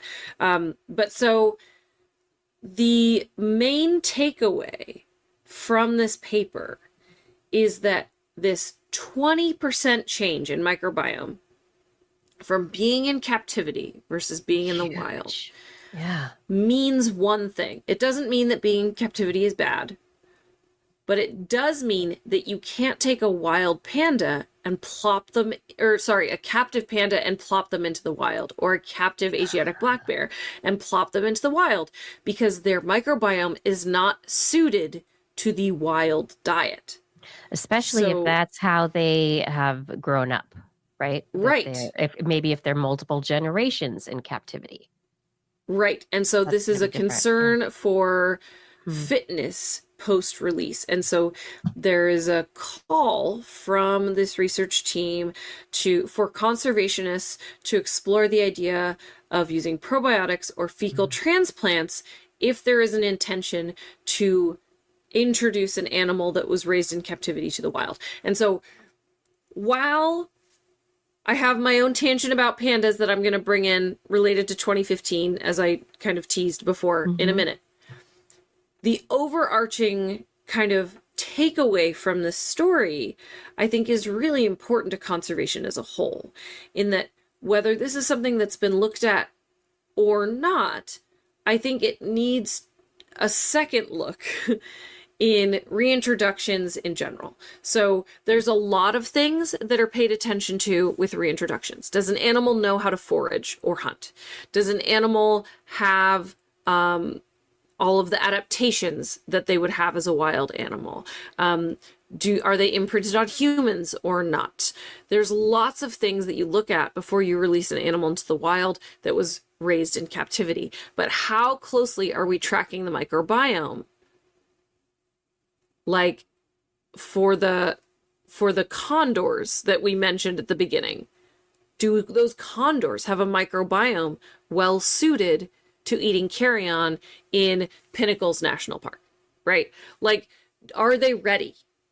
With the condors and with other like avian and other, hand rearing situations where you rear animals, and you know this also, but where you have the intent of rearing an animal so that it can be introduced to the wild, there is minimal contact. They try and do, with cranes and condors, they do like these special behaviors where they wear wings and they do things they have gloves so that they can feed the babies as it's a puppet. if they're it's a puppet that, this is a parent condor. No, it's not, but close enough. And a lot of it, though, is it's not with concern for the microbiome. It's concern for scent and vision. So the senses. What is the growing animal going to basically latch onto for its stereotyping behaviors moving forward, right? When it becomes an adult, what is it going to find attractive? Is it going to run at a car because he thinks the car is mommy? Right. We don't want anything to smell like a human, because then human smelling things will be okay and acceptable. Right? So comfortable, a source of food. Yes, absolutely. Yeah. But it's never, as far as I know, I don't think I've ever heard of anybody taking the microbiome into account. No. And so I think that this is I'm outside of that. This is a huge question.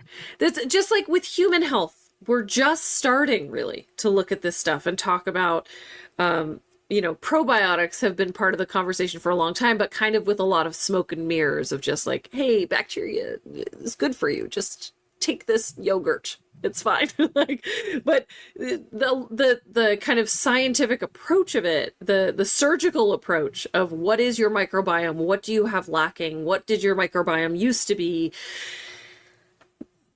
There's so far to go with human health that I think it makes sense that we're kind of just starting this conversation, but it needs to be addressed. Because if this is happening with black bears and pandas, it is likely happening with other animals as well. Because, I'm just thinking, though, how you go sometimes to a foreign country, and because your body's not familiar with the microbes in a foreign country, suddenly you end up in bed or the bathroom for 2 to 3 days, and your vacation is ruined, right?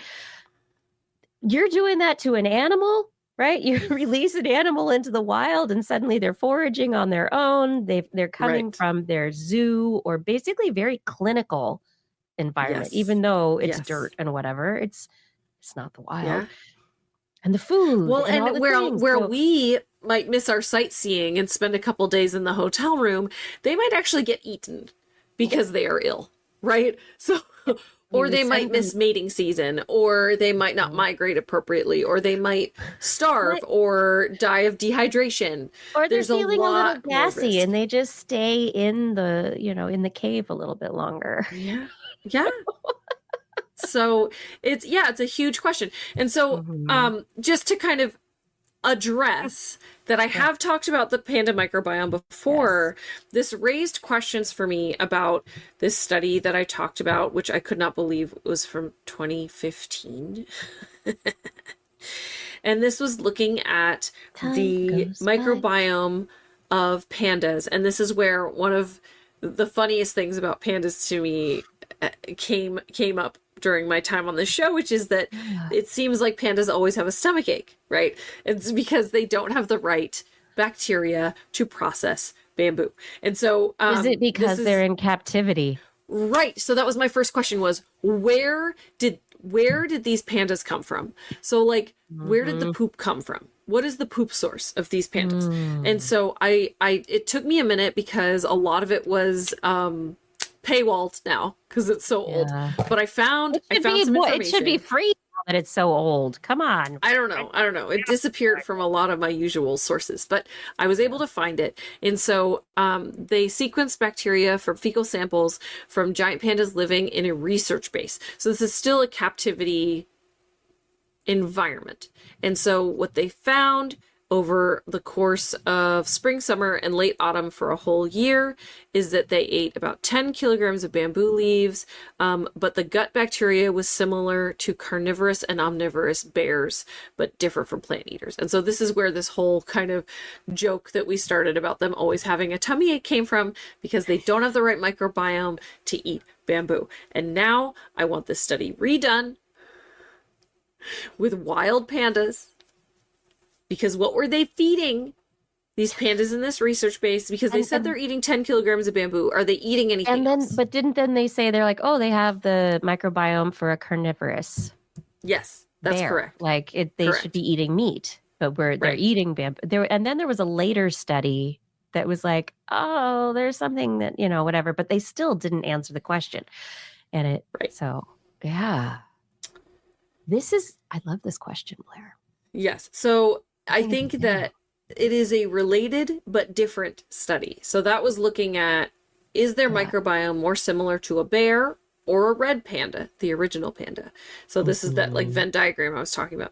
And so they found that their gut microbiome was more similar to the black bear, basically. But this is in captive pandas.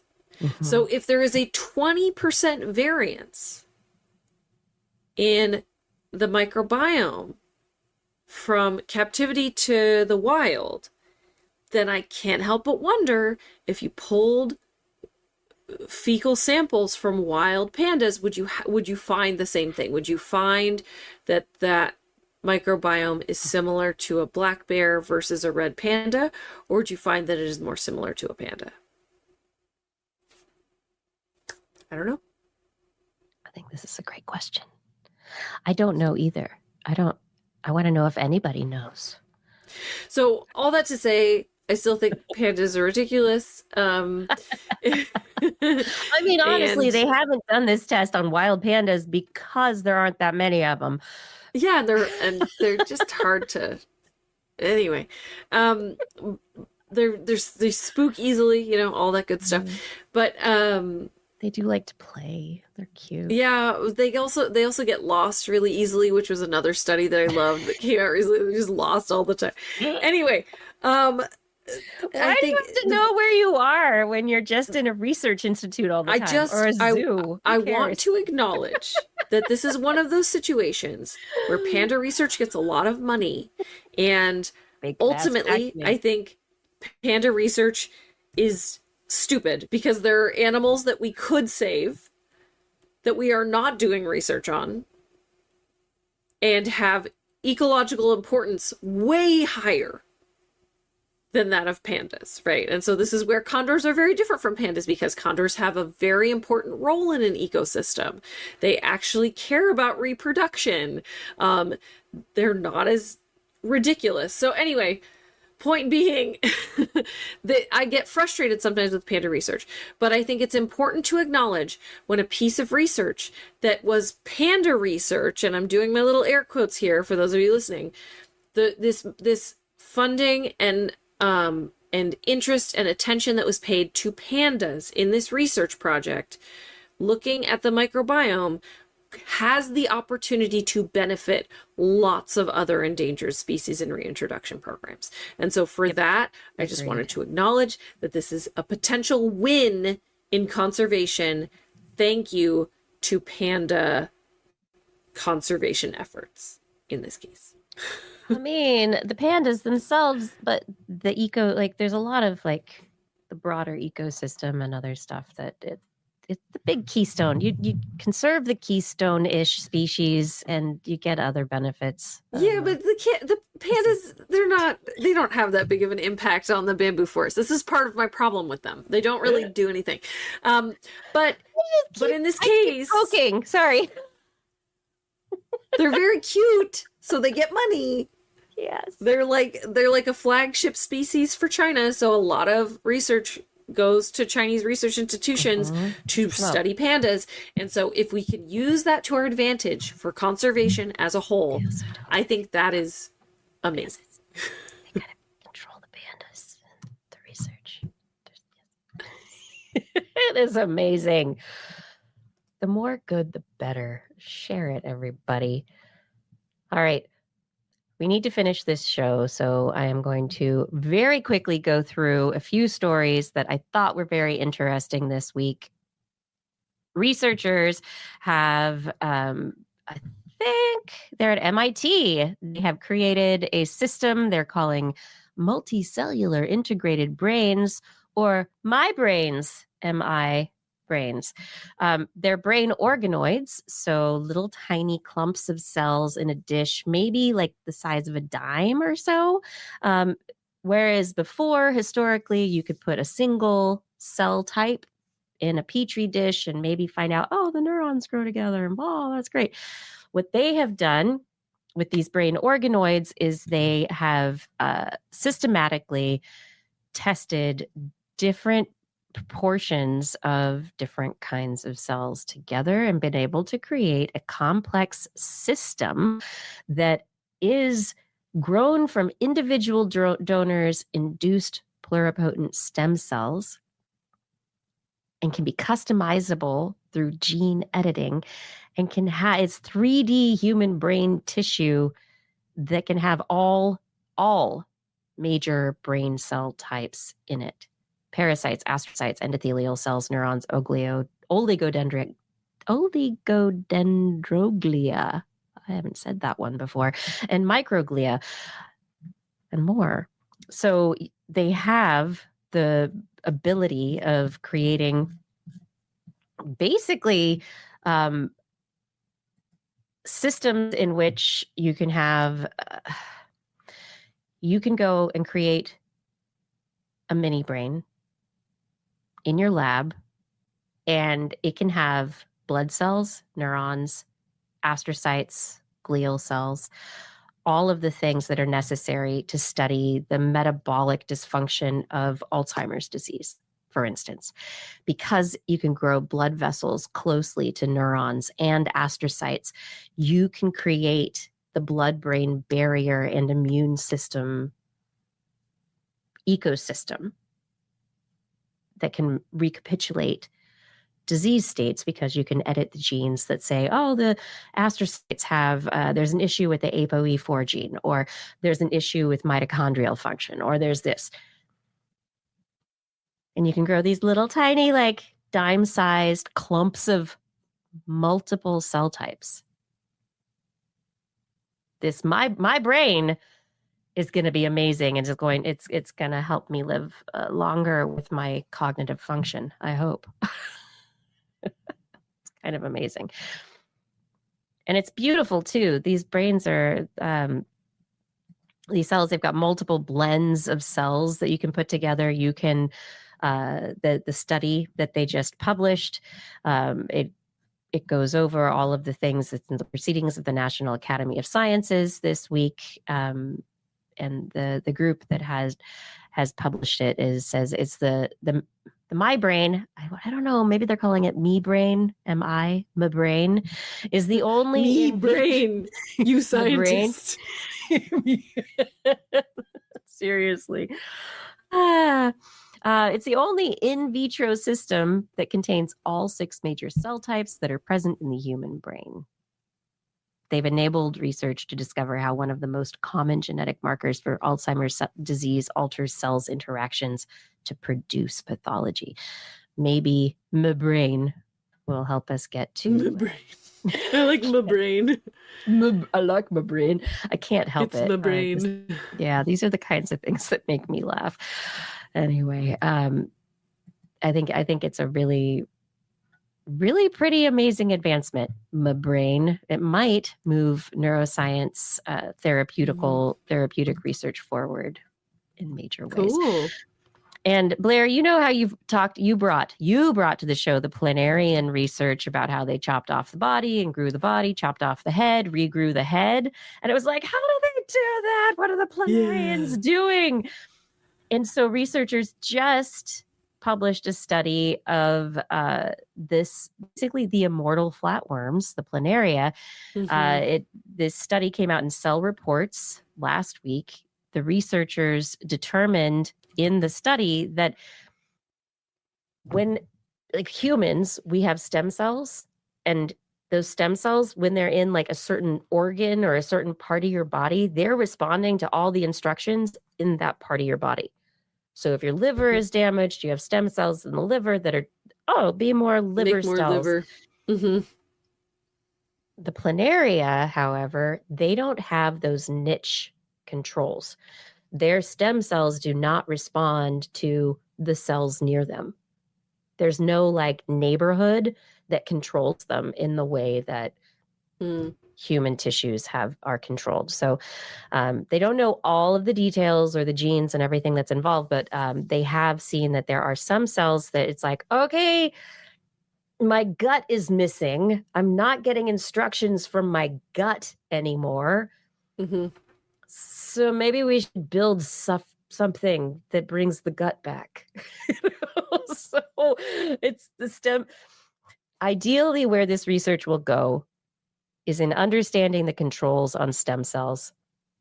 We can potentially use this understanding to help us grow new organs, new limbs, to treat losses moving forward, spinal cord injuries, these kinds of things. That's interesting. I will say, I was always kind of, such a weird thing to say, I was always kind of charmed by flatworms in all of my various biology classes. Well, their diagrams are very cute. They look like they're wearing a little hat, and they have these little pinprick eyes, and they have their very simple body plan, and you're just kind of like, I mean, they are just doing it. It's just, they're worms. They're worms. Kind of worms, kind of. They're little flat worms. But I think the thing that is interesting, but also I feel like I'm not getting my hopes up too high related to this, is that there's just so simple, right? It's like a jack of all trades, master of none situation, right? Like they have these stem cells that they're not being given specific directions because they don't have a complicated body plan, right? It's not analogous to our specialized systems, right? It is bilaterally symmetrical, yes, and it has a head to tail. Yes. So like it doesn't have a spine, a notochord, but it right, does but it has specialized regions of their body. They have a head, Absolutely, they have a gut, they have a gut that's separate from the brain, they have a little nervous system. So planarians actually, as far as like simple organisms to understand the controls that limit stem cells or that that open them up and make them more limitless, because that's one of the things also, like we have, for instance, spinal cord injuries. Because of neighborhood limitations, the nerves don't grow as quickly, and so you don't have the repair function to allow the nerves to regrow. But if you could make the instructions different, the nerves would be like, yeah, I need a new gut. No, I'm going to grow a leg. Why not? You just see a flatworm with one little, like, I just can't help but picture like a doll's leg poking out, like a baby leg. Yep, there you go. You're welcome. Anyway, researchers are looking into how they regrow these body parts, and it's very interesting. So I was excited to see this study because I thought it would be fun to show it to you. That's awesome. One that Justin would have liked and probably would have brought if he were here this week is the fact, not a fact, but a new idea about the human brain.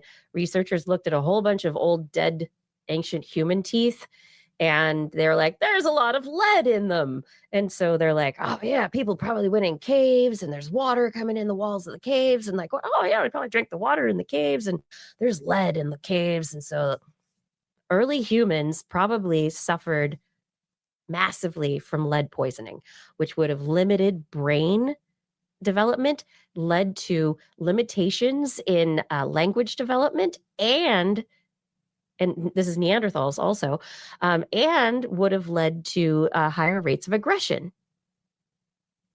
Okay. They determined that there is a gene mutation, even though we are still injured, and lead poisoning is damaging and does lead to these terrible things now.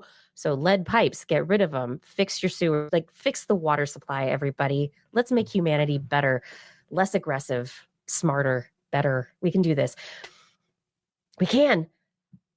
But the fact that we are not hurt more by lead poisoning in our modern societies is thanks to a mutation that we got. It's one mutation that is just slightly shifted from the original version. And it allows us to withstand the lead poisoning a little bit more.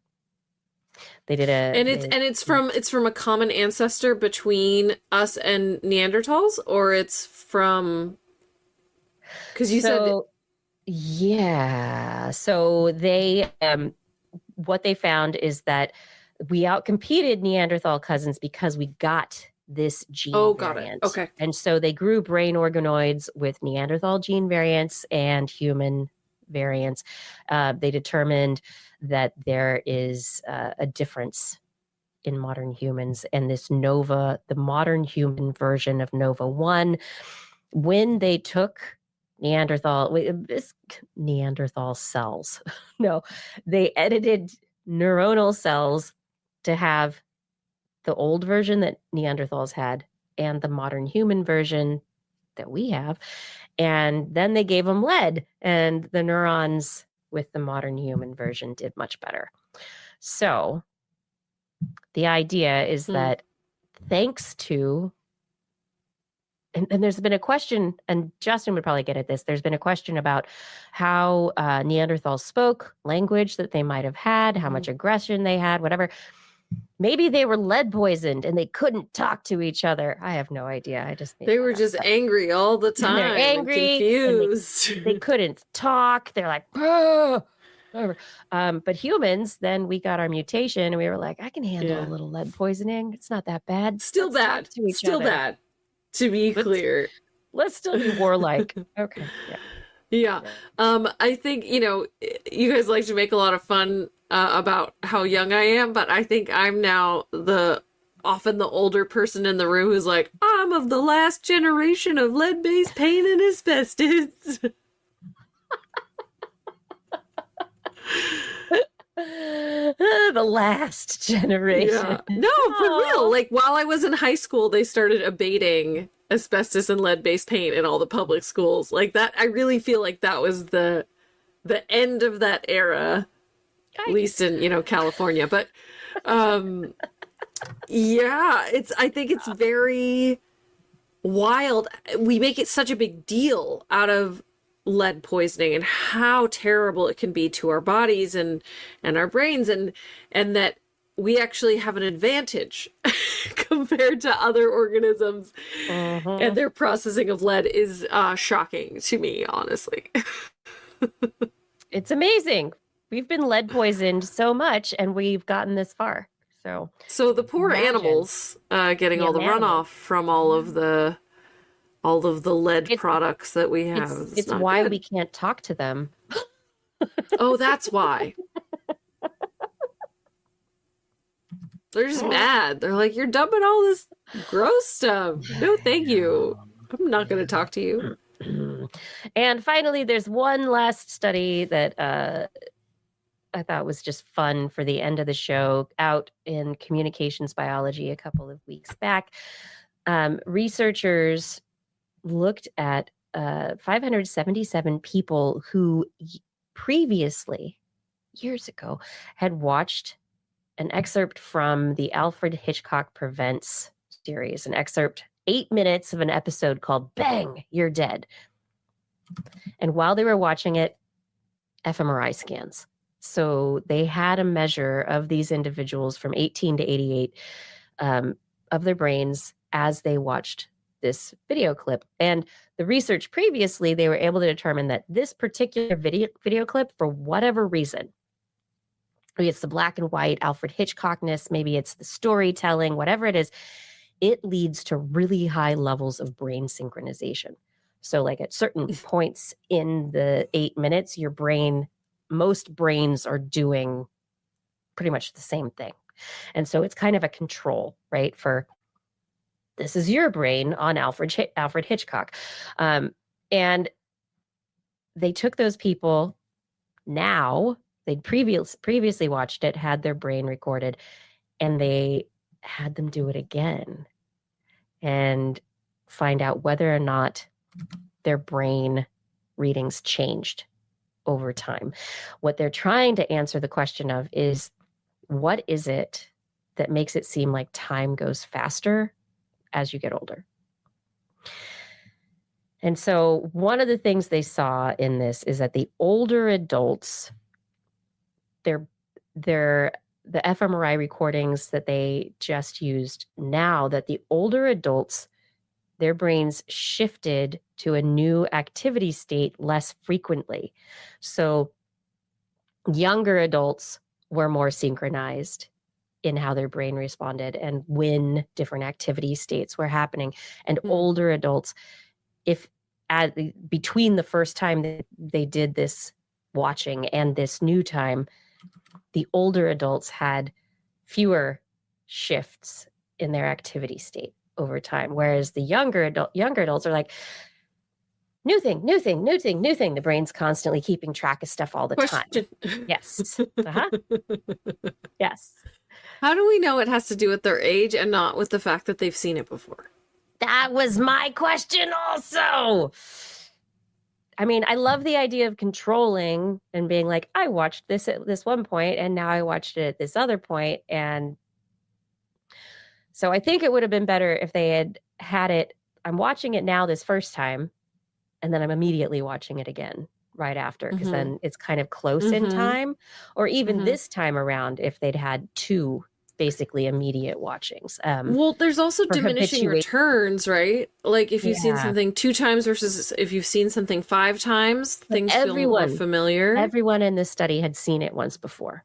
Right. So no matter what age. To me, it would make more sense to do a massive study, a massive sample size of 25-year-olds watching it for the first time and a massive sample size of 45-year-olds watching it for the first time.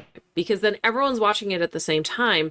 If your sample size is large enough, you can say, this kind of averages out to how a brain reacts to this thing. Yeah. Which is what they were trying to do, but they were trying to do it, but they were, they had to get make different groups. And so their groups were 18 to 42, 43 to 63, and 64 to 88. And they did find that age affected the duration of neural state. So basically, like I said, that there people who stayed within the same age range, that 18 to 42 age range, they kept having fast activity state shifting, but the older adults, theirs got slower, so they didn't shift as much. Anyway, the researchers suggest that it's because of this kind of shift in activity awareness, or the brain, the brain is shifting in what it's doing at different times. And so because the neural states become longer with increasing age in visual, and they say also ventromedial prefrontal cortices, that this has something to do with how we perceive events in time. So preserving alignment between neural states and perceived events suggests that there's coarse event segmentation that remains intact. But the bottom line is basically your brain is like, I don't see a lot of stuff going on anymore. Like, I know everything already. Fine. Not surprised. Fine. Not surprised. Whereas a younger person, right? How much of it is just about like exposure to the world? How much of it is having an old brain that is less plastic? Like, what is causing this to happen? Is it that it's novelty is not novel anymore, or is it that like your brain is just not as good at braining?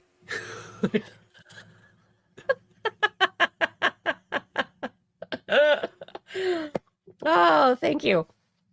I hope my brain stays good at braining. Oh my God. I mean, if nothing else, I want my brain to be a good brainer. That's what I want. Yeah.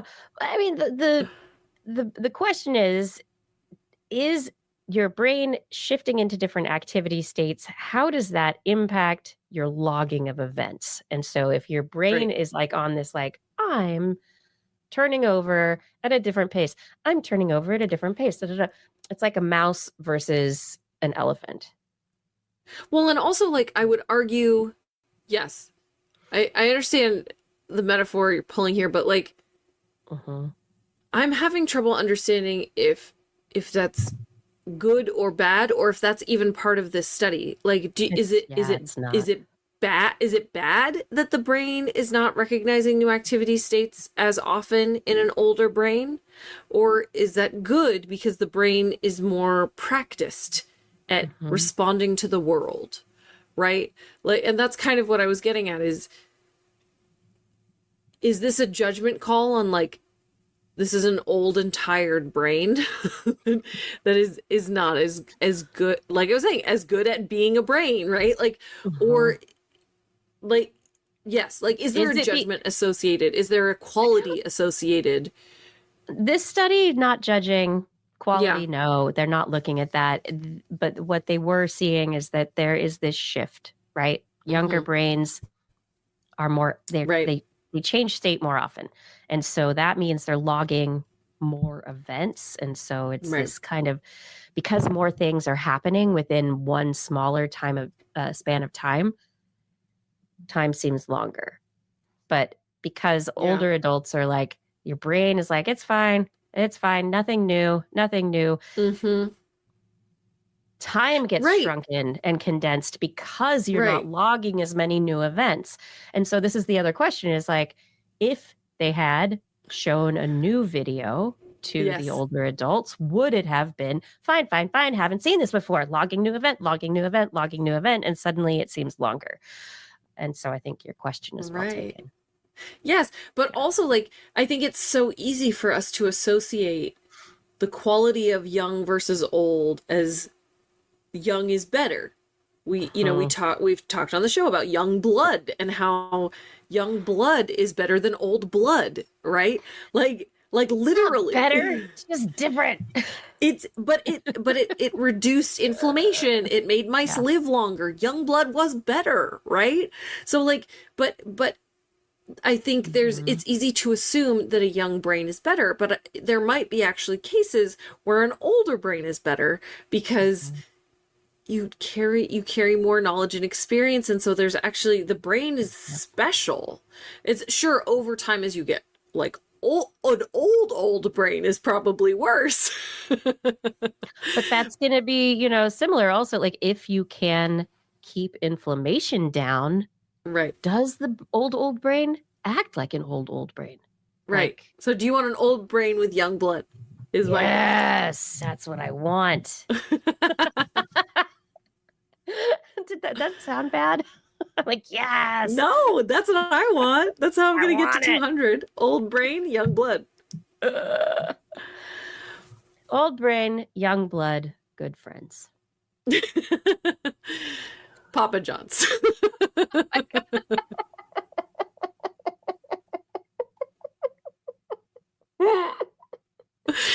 You know how to slice it. Oh my gosh.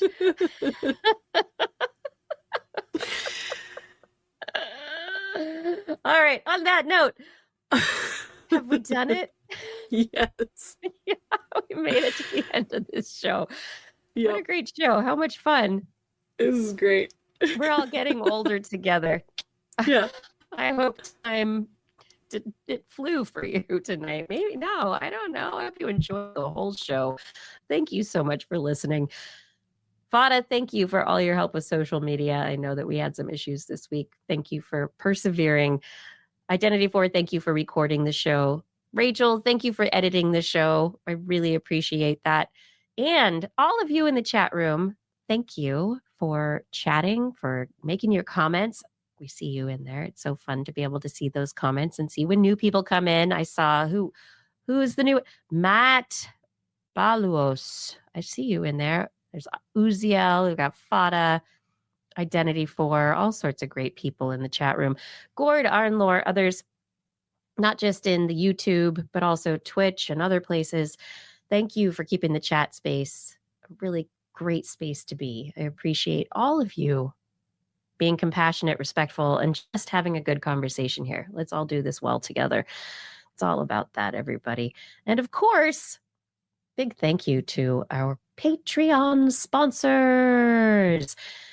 Thank you to Aaron Anathema, Adam Mishkan, Alan Viola, Ali Coffin, Andrew Swanson, Arthur Kepler, Artyom, Bob Calder, Bob Coles, Brendan Minish, Brian Carrington, Chris Wozniak, Christopher Dreyer, Christopher Rappin, Craig Landon, Craig Potts, Dana Lewis, Daryl Myshak, Dave Wilkinson, David E. Youngblood, Don Mundis, Donathan Styles, a.k.a. Don Stylo, E.O., Eden Mundell, Eric Knapp, Flying Out, Fredus 104, G. Burton Lattimore, George Chorus, Greg Briggs, Jack, Jason Olds, John Atwood, John McKee, John Ratnaswamy, Johnny Gridley, Ken Hayes, Kent Northcote, Kevin Parachan, Kevin Reardon, Kurt Larson, Lon Makes, Lauren Gifford, Mary Gertz, Marjorie, Mark Hessenflow, Noodles, Patrick Pecoraro, Paul Disney, Paul Ronovich, Philip Shane, Pierre Velazar, P.I.G., Richard Badge, Robert Norland, Robert Farley, Rodney Lewis, Rudy Garcia, Remy Day, Sean Clarence Lamb, Shubru, Stephen Alberon, Steve Leaksman, a.k.a. Zima Sood, Oster Teresa Smith, Tony Steele, and Bagard Shefstad. Thank you for all of your support on Patreon. And if any of you are able to head over to TWIS and click on the Patreon link, you too can have your name mispronounced with flair at the end of the show. No, we appreciate it very much because it is your support that helps keep this show going. We do appreciate you. And on next week's show, we will be back on Wednesday at 8 p.m. Pacific Time, broadcasting live from our Twitch, YouTube, and Facebook channels. Yeah. And if you want to listen to us as a podcast, just search for This Week in Science wherever great podcasts are found. If you enjoyed the show, get your friends to subscribe too. For more information on anything you've heard here today, show notes and links to our stories will be available on our website. That's at www.twis.org. You can also sign up for our newsletter, which Blair will send. No, I'm kidding. No, I mean, seriously, do you want to hear me write about things? I've been thinking about just writing about things lately. I might do it. I'll just have to email Blair and get the password. But It'll be great. Well, we should send newsletters. We should do that. It'd be great. That'd be fun. What a thing. What a thing if we did that. You should totally subscribe. We'd love your feedback. If there's a topic that you would like us to cover or address or a suggestion for an interview, please let us know on one of our social media accounts or send us an email.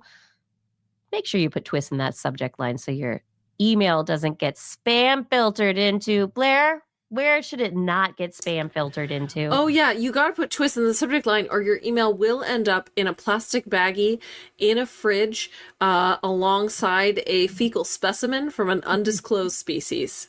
Mm-hmm. Nobody's going to know. Nope. Just the microbiologist, and we don't have one of those here. Yeah. Yeah. Oh, we look forward to discussing science with you again next week. And if you've learned anything from the show, remember, it's all in your head. This week in science. This week in science. This week in science. This week in science, it's the end of the world. So I'm setting up shop, got my banner unfurled. It says the scientist is in, I'm gonna sell my advice. Show them how to stop the robots with a simple device. I'll reverse global warming with a wave of my hand. And all it'll cost you is a couple of grand. 'Cause this week's science is coming your way. So everybody listen to what I say. I use the scientific method for all that it's worth. And I'll broadcast my opinion all over the earth. 'Cause it's This Week in Science. This Week in Science. This Week in Science. Science. Science. Science. Science. Science. This Week in Science. This Week in Science. This Week in Science. This Week in Science. This Week in Science. This Week in Science. This Week in Science. This Week in Science.